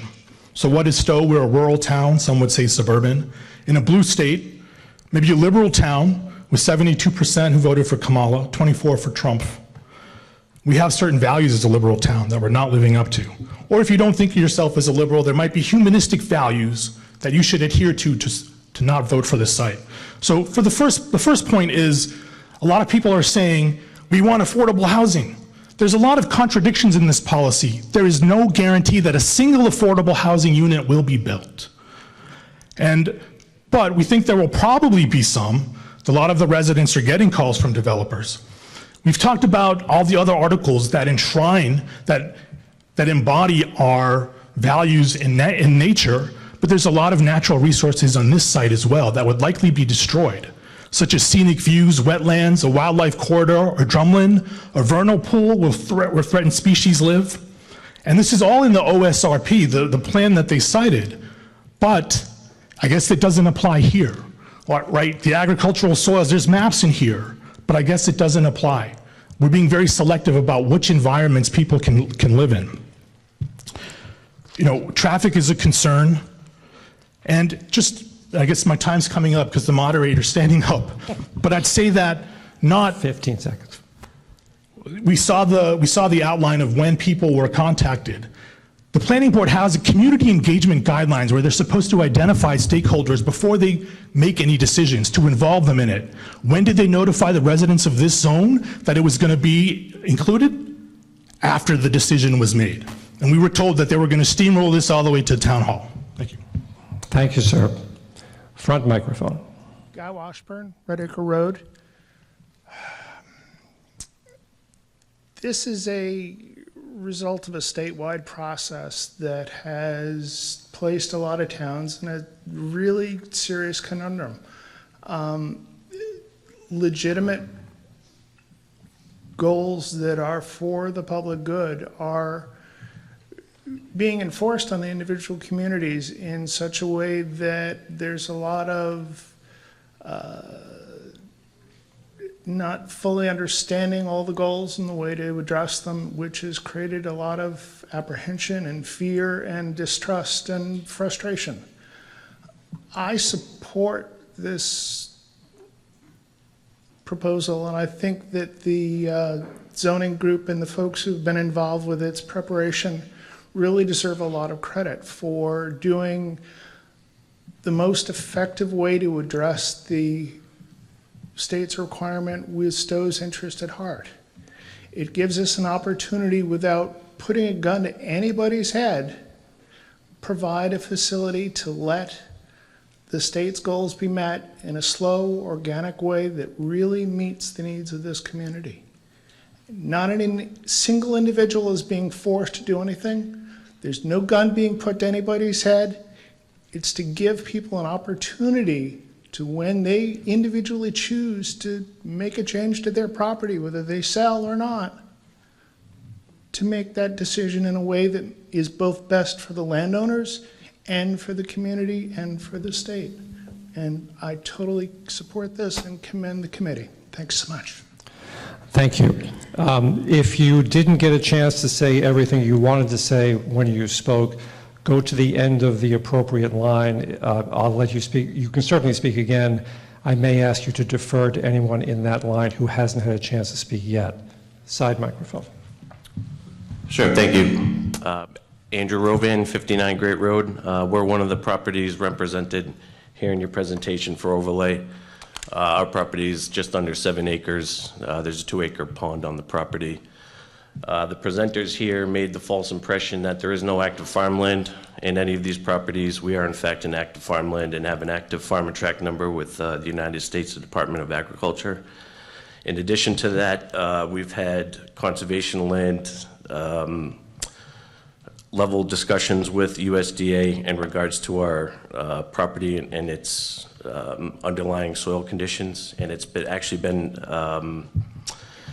been classified as a highly erodible land by the United States Department of Agriculture. In addition to that, the United States Department of Agriculture and us are actually working on converting 5 acres of contiguous land within this zone to be agricultural and also conservation land. So that might put a little wrinkle into your plan, but I just wanted to let you know that. And also, as you're well aware, there's a Chapter 258 tort claim against the town for pollution of said land. That was served to you guys last week, so I just want to put that all on the record here so the entire town is aware of all the circumstances at play. Thanks. Thank you, sir. I'll let Ms. Ortez respond. Seems to be a time. There's something you want to respond to. Yes, so future potential uses of the land do not implicate this zoning proposal. If the zoning proposal passes and there is a future change of use that may make some portion of the district non-compliant, we would address that. Simple designation by the federal, I'm forgetting the word. The federal protection process is a simple process to receive a number.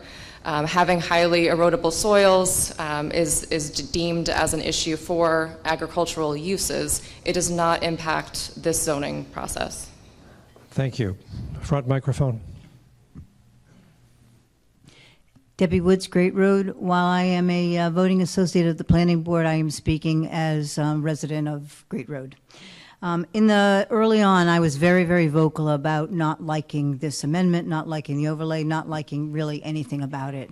But in being a part of all the meetings, I have gotten to understand far more what this is all about, but more importantly, what the risk of it is.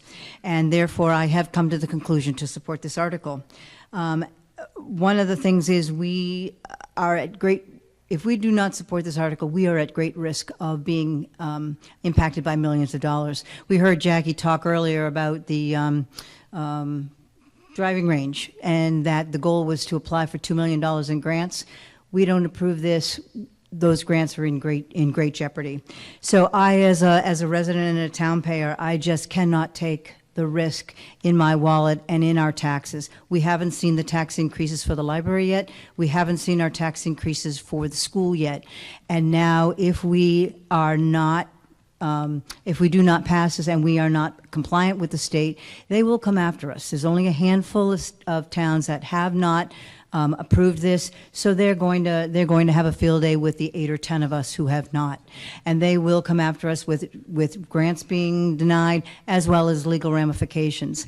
My personal budget can't afford that. I can't afford those kind of taxes, so I am in great support of this article, and I hope everybody else is too. Thank you.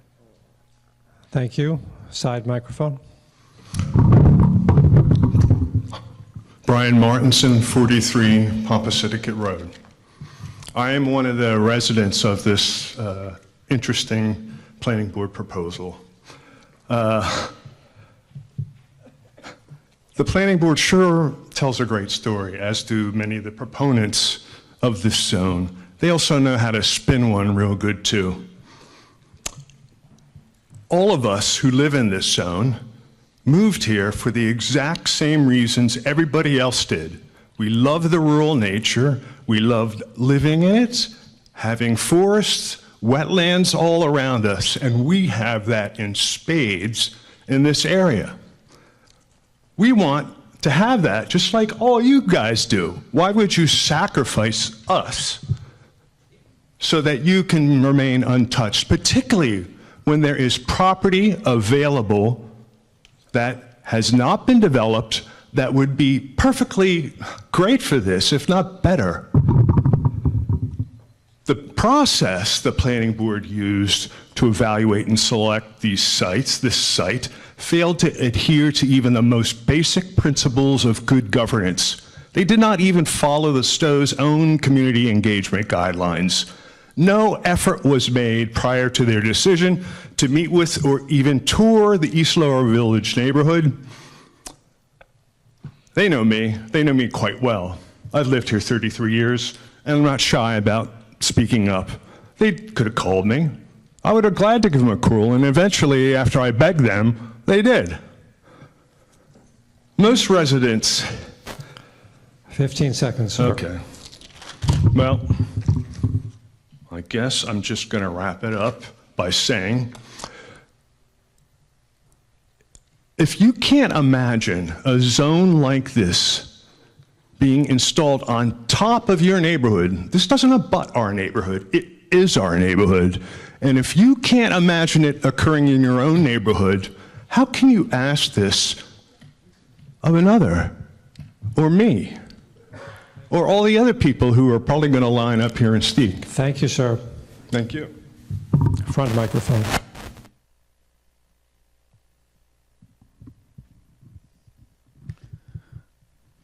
Courtney Pritchard, Boxborough Road. I have a personal dilemma. I love wetlands and wildlands, and I love affordable housing. I mean, I feel as though I am so privileged to live in this town, and I'm one of the people that wouldn't have been able to buy a house here. I didn't buy a house here. I inherited my mom's house, and I'm so grateful to be in this really cool place. And I don't want to shut somebody out who can't afford to live here, including like children of current residents, people that grew up here and can't return perhaps because they couldn't afford to live in the house, they couldn't afford the taxes or whatever. The land in your neighborhood, in this neighborhood that's been chosen for this overlay district, all of the natural features that need to be protected will continue to be protected by the Wetlands Protection Act, by the permitting process, and people speaking up at the permitting process are listened to when we have applicants for building permits and for site plan approvals and for conservation permits for septic systems and so forth. And I trust in the process in our town to have the permitting process protect all of the things that we hold dear. And I think it's a pity to make, as somebody mentioned earlier, somebody drive some incredible distance for a low-paying job in our town to serve us, the privileged people that live here, with all our cool birds and trees and stuff. I hope you'll vote for this. Thank you, ma'am.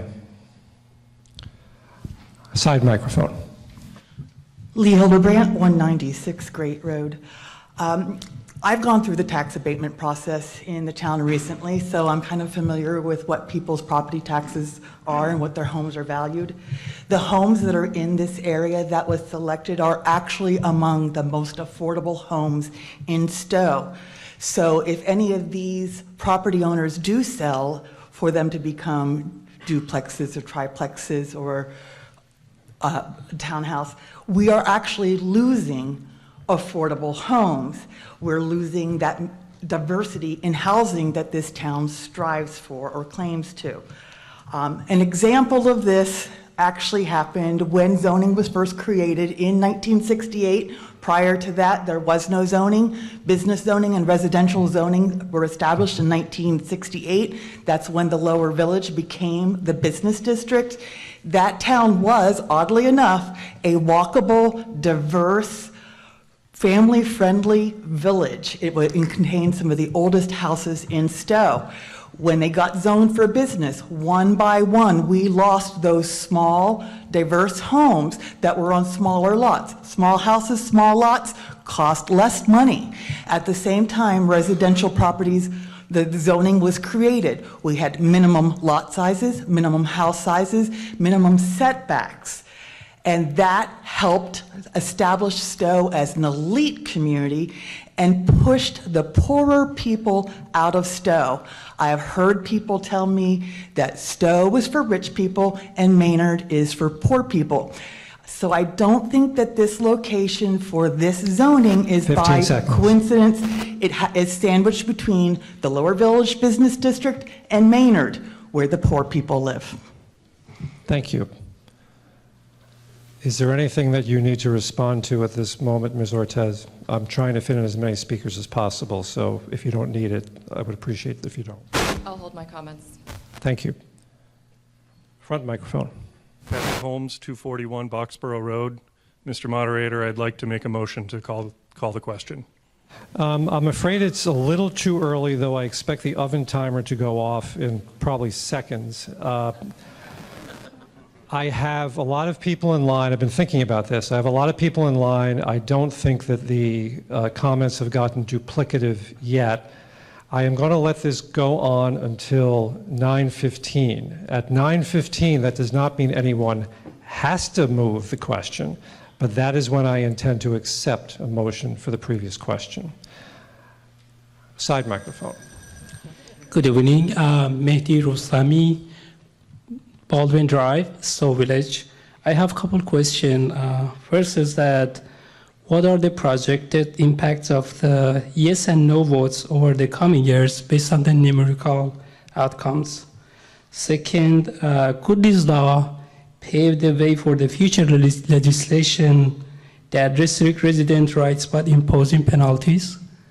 Because we are living in the blue state.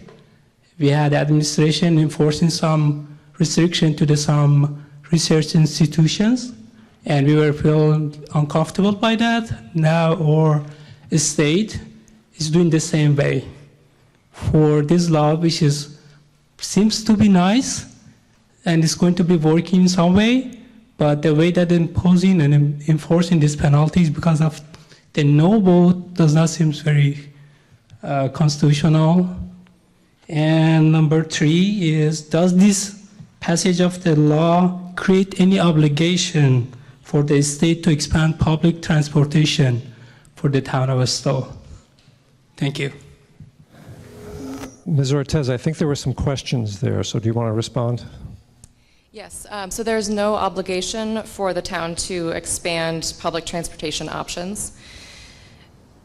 The state's Attorney General has issued very clear guidelines about how they're going to opt to enforce this law in the future. They have said that come the new year, they will be looking into fees, fines, penalties, even engaging with a local master or special master to tell the town where the district should be in order to ensure compliance. The state may step in. We understand that there are legal fees associated with fighting the state. There are very real financial implications that we did review earlier. I'll end it there. Thank you. Front microphone. Hi, Laurie Burnett from Taylor Road. Thank you. I am just here tonight to support this article. The town has put comprehensive, extensive time into community outreach and participation through both this process as well as through ongoing comprehensive planning and open space and recreation plans. The planning committee spent extensive outreach to engage town members to identify a wide range of areas, but also to identify criteria by which we should be selecting this. So I believe this has been a democratic process. Our state law has also required us to do this. And while there might be things we do or don't agree with this, I believe we have followed a process that is inclusive and has used voices from all our town to determine what we need. So I'm here to support that and to support the great work, and thank you all for the time you've put into this. Thank you. Side microphone. Hi, Dorothy Granite, 11 White Pond Road, and I am not against MTA zoning. I am concerned the way this is presented. The one community, vote for it or we're going to be in debt, when other communities had multiple votes over time where they chose different locations. If one didn't occur, there's a last minute, like this is, vote. In Carlisle, they are given two options. The zoning board did not present any site that they actually found that was okay. It was, this won't work, this is it. I don't feel that's a democratic process. I looked at the town of Weston, which is said to be non-compliant. They had an earlier deadline, they became non-compliant. They just voted in October their MBTA policy. So I'm thinking, if it's all or nothing and it's done with, once you miss your deadline, why would Weston have then voted for it? I just want some truth or actual, not just fear-mongering, is what I'm supposed. I mean, everything that I read is like they want to help you get through the process. And it's sad that this is left to the last minute for those people. I also find the statement that this isn't just for MBTA, this is help to support, this is what the government wants, businesses. If it was to do that, this would have been mandated across the state. We're next to a town with it. It's not just for that. The intention was around the MBTA zoning. Thank you. Thank you. Front microphone. Helen Ham, 21 Cross Street. I just want to speak in favor of this. I am one of the abutters for the very large Stow Acres development, where we'll have 180 plus units being built. And my husband and I have always been a supporter of this because of the very values that we have, where we want to have affordable housing in this town for our children and our grandchildren.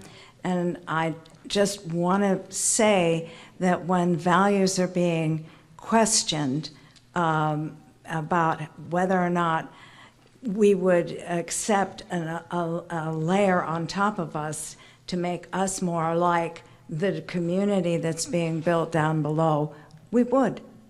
So we want to have young people in our community. We want to have affordable housing in our community. We want the small little units for the older people in our community. And those are our values, and I want to make sure that's clear. Thank you. And side, have you spoken, sir? Side microphone. Fieldstone Drive. I do have one specific question on the multifamily housing. Is there a specific number of homes that we have to make affordable, provide?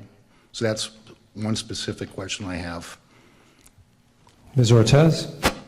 Yes, so affordable housing requirements are the same as a typical housing development in Stow.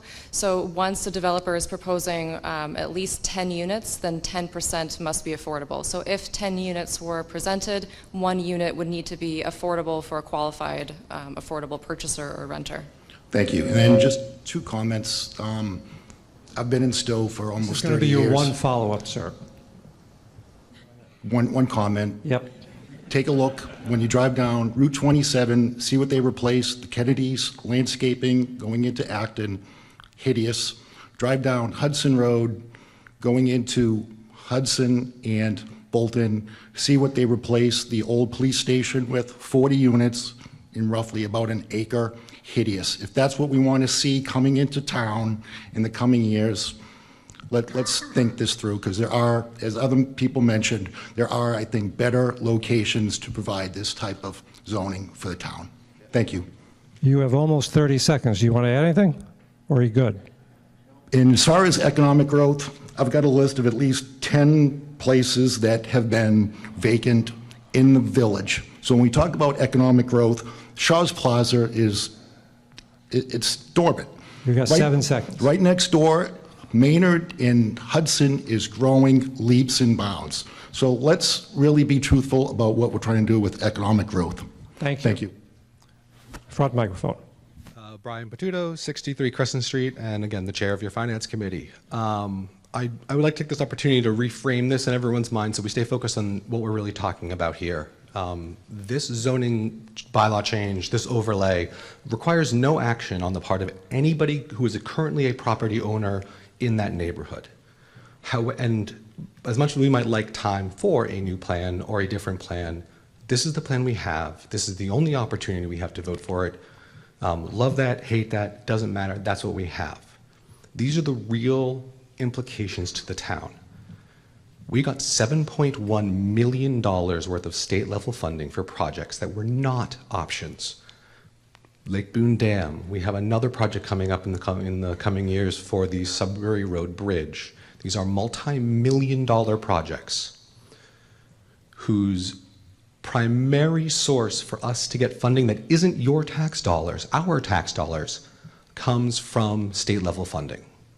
If we lose access to that, or we lose access to the grants we already have, $7.1 million, there's roughly 2,600 houses in Stow. That is $3,000 per household per year in additional property taxes, minimally, that would be necessary to fund the basic core infrastructure that powers our town. And as for Lower Village, the growth of Lower Village, the economic growth requires people. You cannot stop a town from growing. You can only control it and make sure that it grows in a way that is both sustainable and appropriate for your communities and your neighborhoods. Thank you. Thank you. And I will note that it is after 9:15, which is when I said I would entertain a motion to call the question.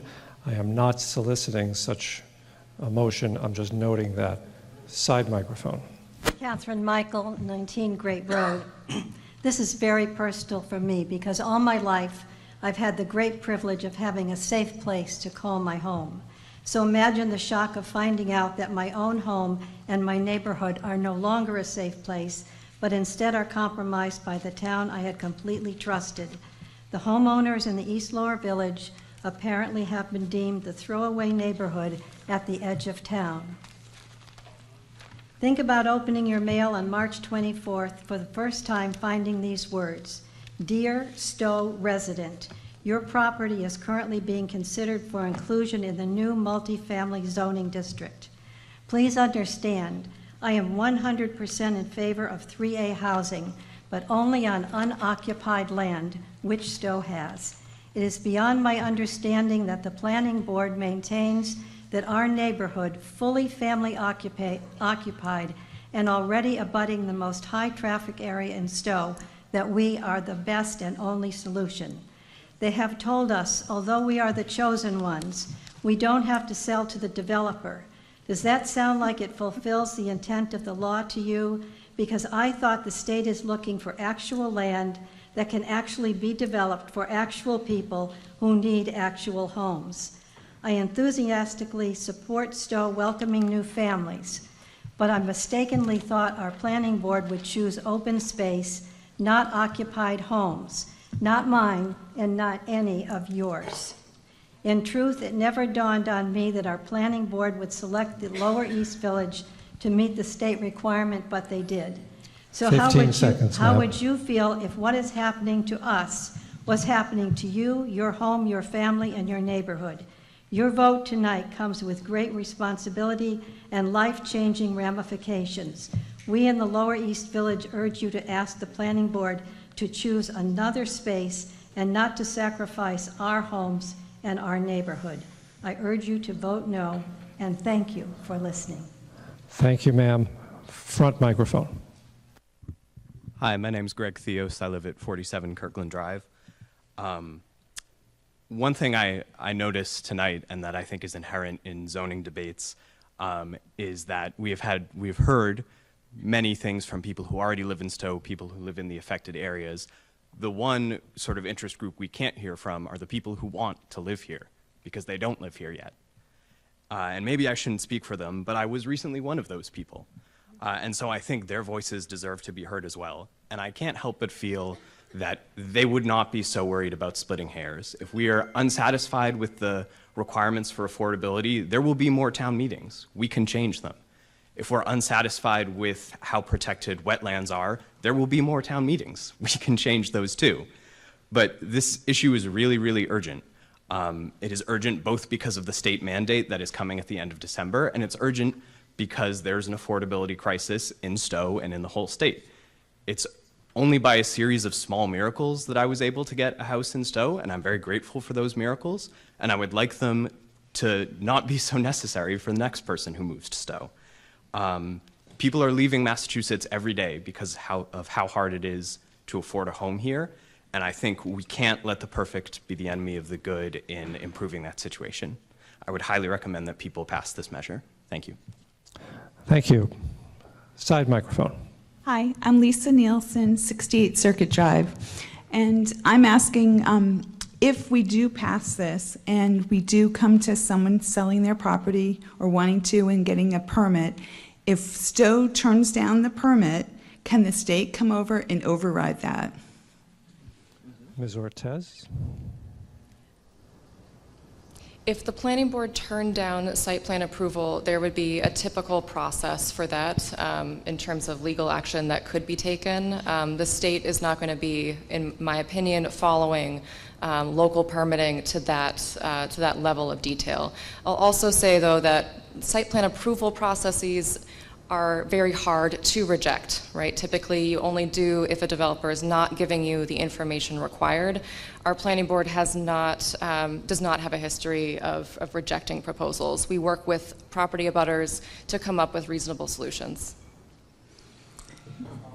So can I ask a follow-up? So if we are trying to create more housing and more affordable housing, and people are worried that our town is getting too expensive, that this is the rich people's town, then I guess what we have to do with people is, if we really don't want us to be unaffordable, then next time people put their houses on the market, maybe we all should take a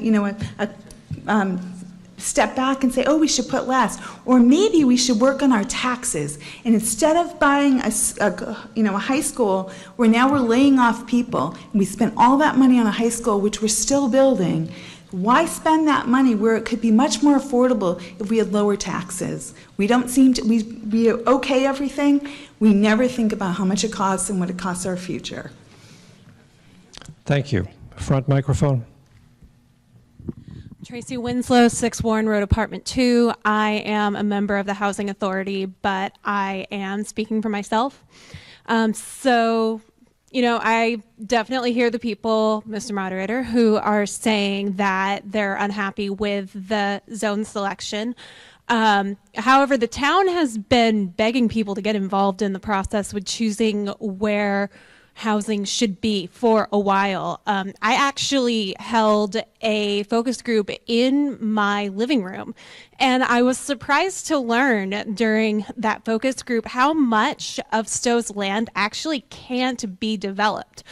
I mean, we all know that there's a lot of conservation land here. That's part of what we love about Stow, but also there's a lot of land that is at such a steep incline that it just can't be developed on in the way that it would need to be in order to support housing, especially multifamily housing. So I actually have a question. So we need to put this in place in order to stay compliant with the MBTA. You know what I'm talking about. I can't find words tonight. If we decide later as a town that we can agree on a part of the town that we think as a group is better suited when we're not under this time crunch, would we be allowed to then at a future town meeting make that area the zone and then rescind the zoning of this area now and use this as kind of a placeholder to keep the state from taking our grant money from us? Ms. Ortez, did you get that question? Yes, I did. Zoning can always be amended at a town meeting. Is there a follow-up? My only follow-up is I just want to say, like the gentleman at this microphone before me, you know, it was a very, very incredible thing that I was able to move to Stow. I would never be able to afford to buy a house here, ever. I live in Pilot Grove. I live in affordable housing. I love living here, and I really hope we can have more people live here. Thank you, ma'am. Side microphone. Hello, Brian Callen, Red Acre Road. I guess I have some comments to start with. First of all, I live on Red Acre, as I mentioned, and trying to get out of Red Acre at rush hour onto 117 is pretty tough, to say the least. If you're trying to turn left, you might be there for a little while. So this kind of comes to my question, is there any plans to update the infrastructure in that location? If we're putting more homes and more people there, are there any plans to increase throughput? Ms. Ortez? Do I have a little extra time to address some other comments as well? Thank you. Yes, I understand. So we don't currently have plans to update that intersection. We did just go through a process to upgrade the Lower Village streetscape infrastructure. I just want to say that we have to choose a location, right? So Great Road is a principal arterial. When we took a look at areas in town, we were looking to see where we could add additional traffic to a road that by ratio wouldn't make as big of a difference. Also, any additional residents there do not need to take the commuter rail. I've heard some confusion around that as well. The idea is that if we locate more housing along a Great Road, cars can disperse. Also, by locating homes near a walkable village center, we're potentially cutting down on local miles traveled. I do want to say that no matter where we put this location, this district, there will be resident concerns. There's no magic site that doesn't have impacts. There's no such thing as a bylaw without negative feedback. It's been a goal of the residents of this town to allow greater housing options near our dense village centers. And this has been what has been supported by community processes in the past, and so this is part of the reason why we're putting this forward now. We're responding to that. Yes, the state is asking us to do this within a certain time frame, but we are acting on goals and values that are shared in past plans. There are no extensions for this act. The state has issued other towns other agreements. Stow has had verified responses from the state that we must comply by the end of this year. I'll agree our process has not been perfect, and we started working on this many years ago. I'll leave it there. I appreciate it. Is there a follow-up? Just a comment pertaining to the walkability. I've tried walking from Erickson's from my house once.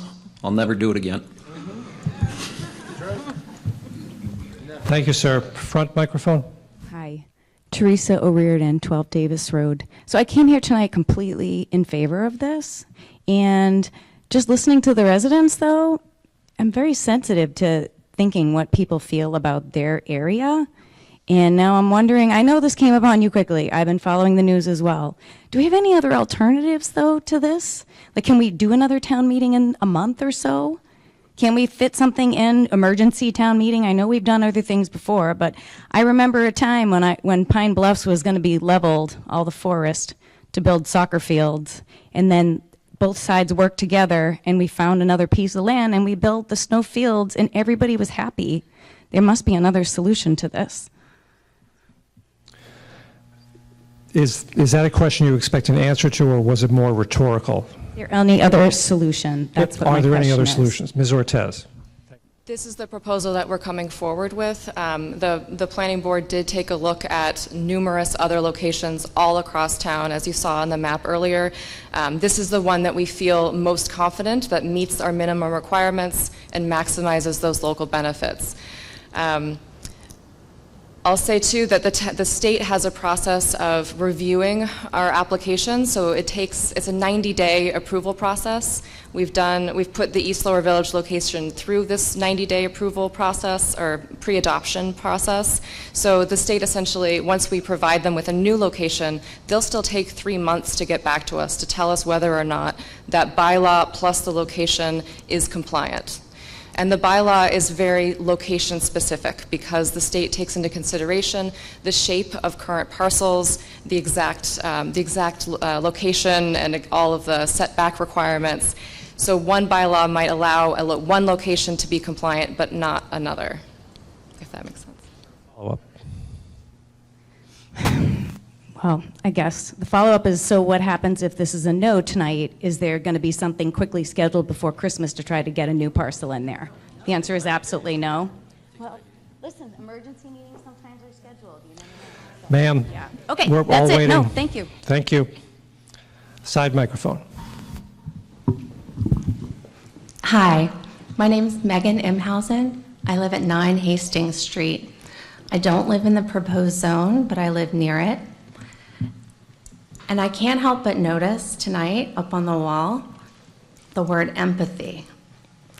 And I would ask you all, please, to look inside your hearts and have empathy for the people in the proposed zone. I think that if you truly put yourselves in their shoes, this is being shoved down our throats at the last minute. It doesn't feel right. I think we need a new proposed zone. And it needs to be someplace that is unoccupied, where people don't currently have housing.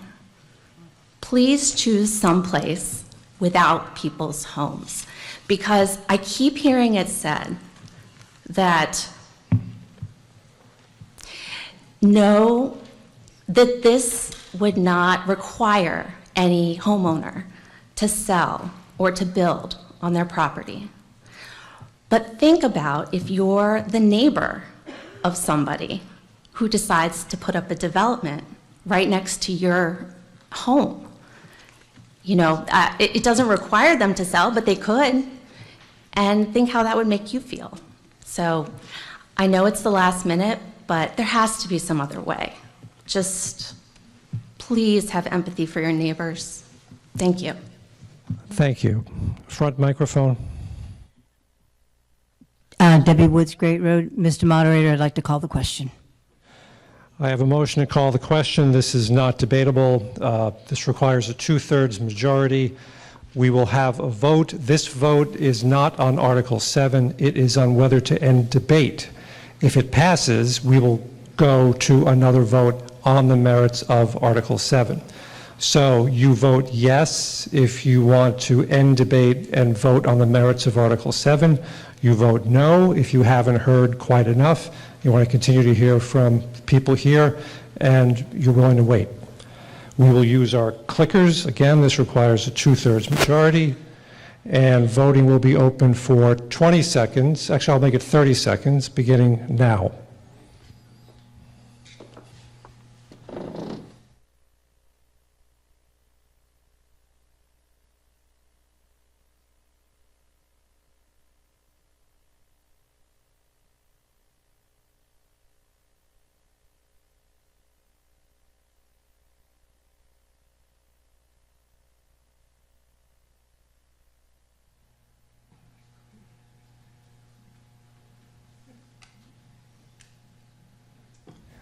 Well, votes have stopped coming in. I'll close the vote.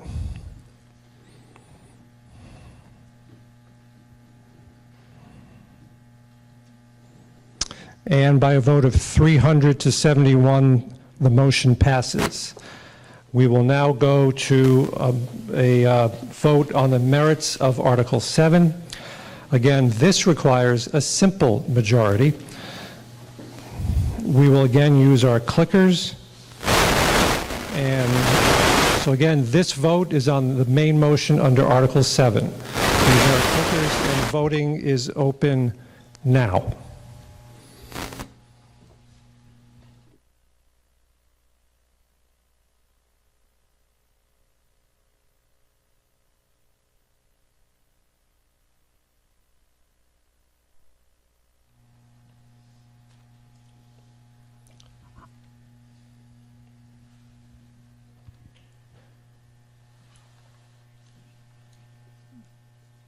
And voting is closed. Voting is closed.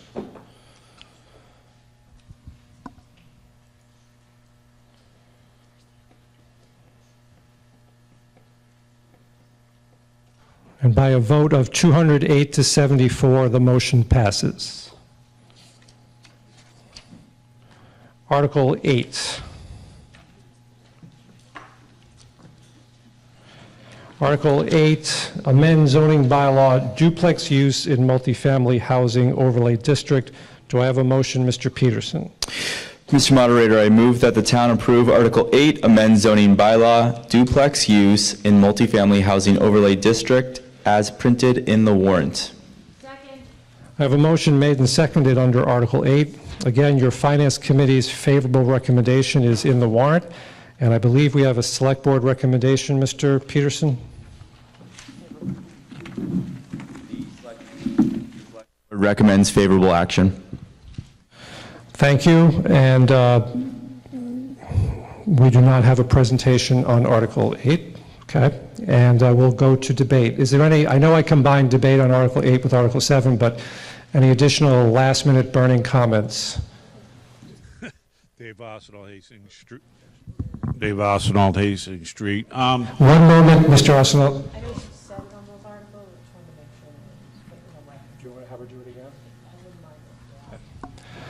Mr.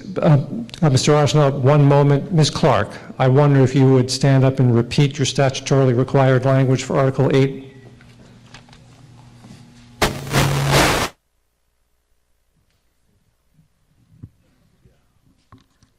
Mr. Moderator, can you hear me?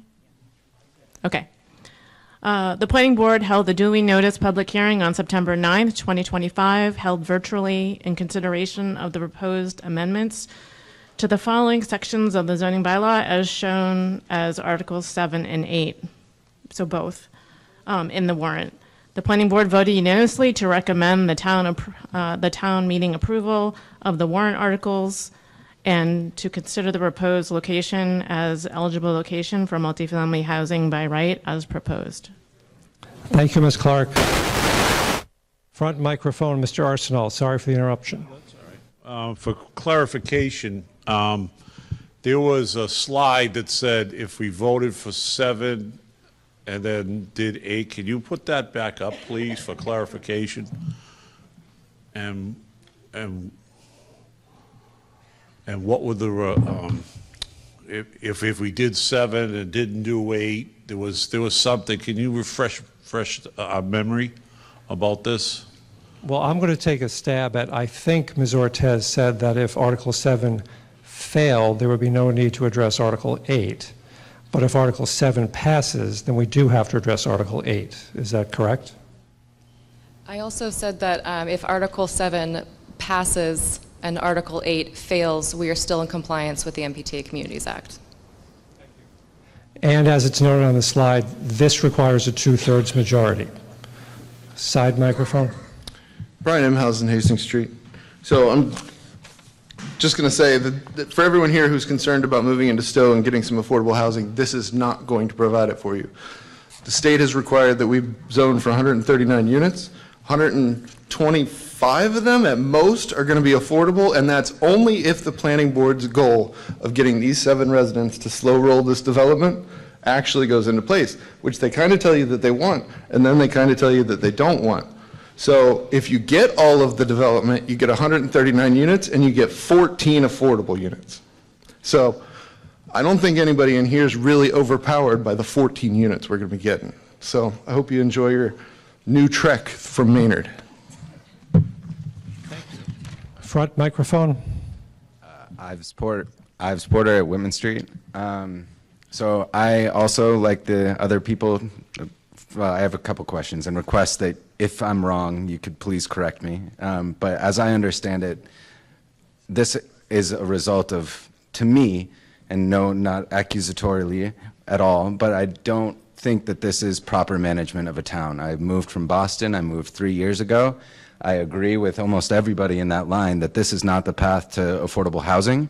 I don't think that the proposed ideas should fall on the shoulders of 7 members of any community, 7 households of any community.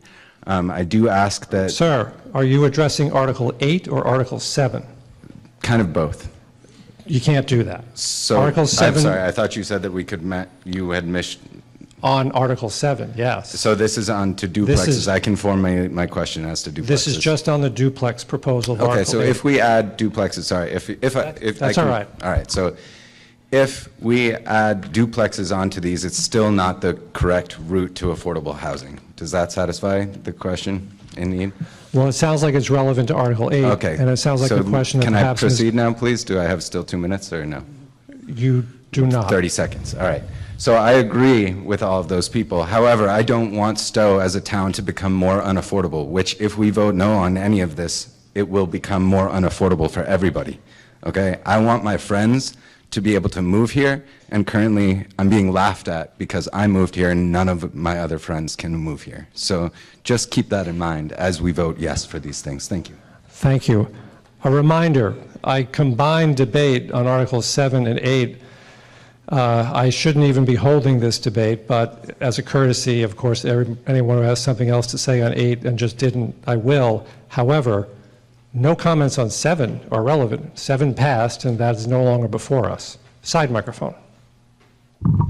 I understand that. I urge you to vote no on this particular article. I moved here to Stow 33 years ago. Me and my wife couldn't afford it.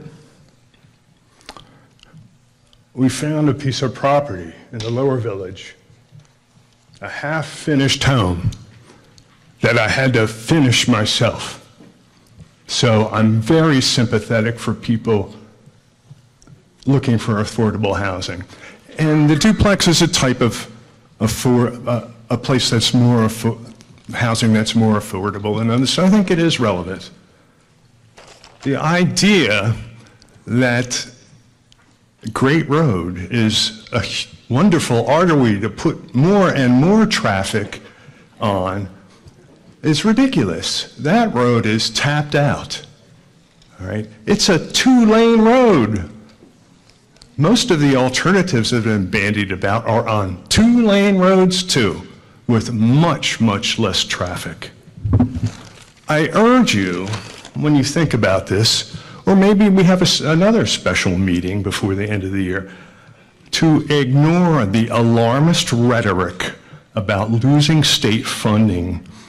The state has a long, long track record of providing additional time for towns to come into compliance, as long as they've made good faith efforts. This seems to me to be a good faith effort, and we've got plenty of other evidence too.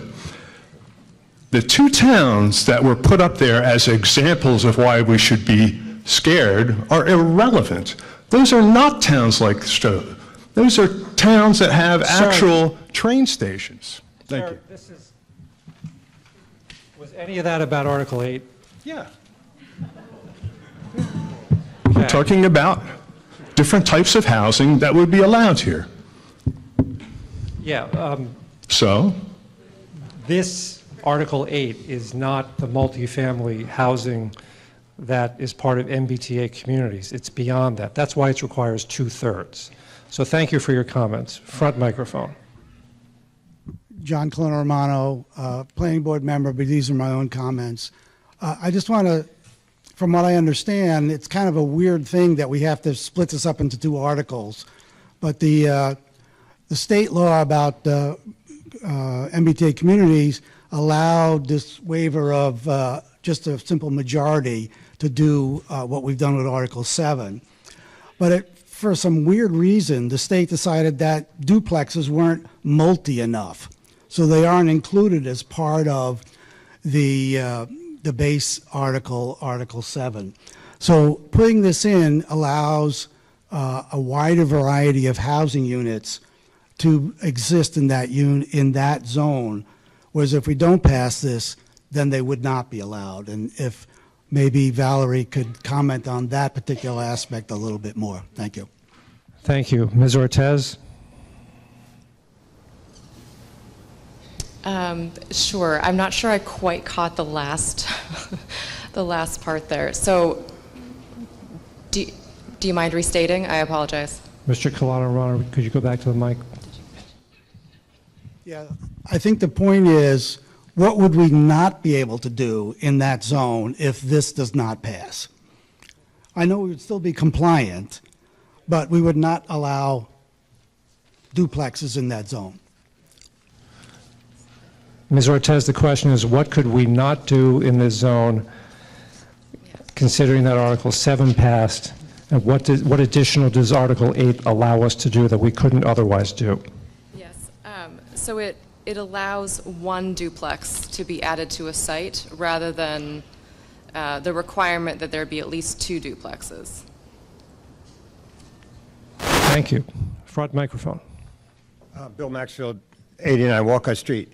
For anybody in Stow, you cannot build a duplex on your house, on your property.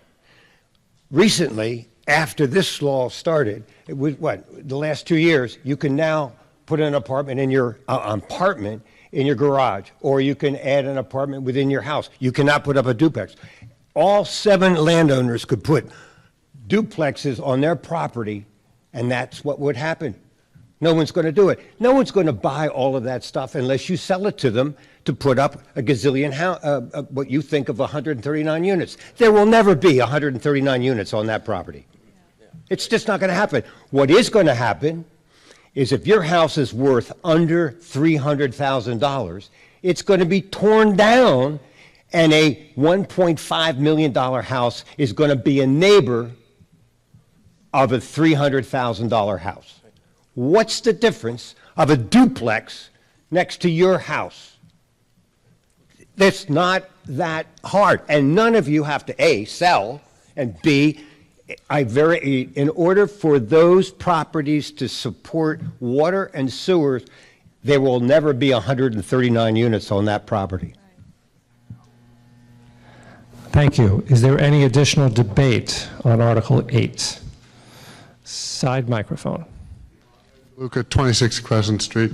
I mean, just in response, if the duplexes are a wonderful idea for everybody, then just put them in all the residential areas. That should be the vote, right? If they're not such a wonderful idea for everybody in the residential areas, then perhaps they're not a great idea in this residential area. That's it. Is there any additional debate? No applause, please. Enough. Is there any additional debate on Article 8? Seeing none, we'll go to a vote. The question is on the main motion under Article 8. This requires a 2/3 majority, and we will use our clickers. And voting will be open for 20 seconds beginning now.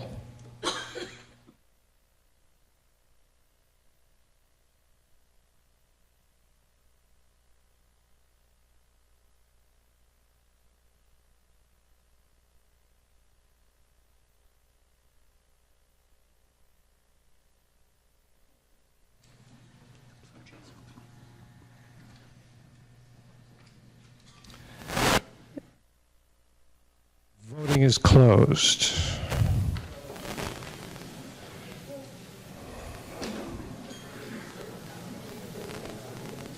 And by a vote of 259 to 72, the vote passes. The motion passes.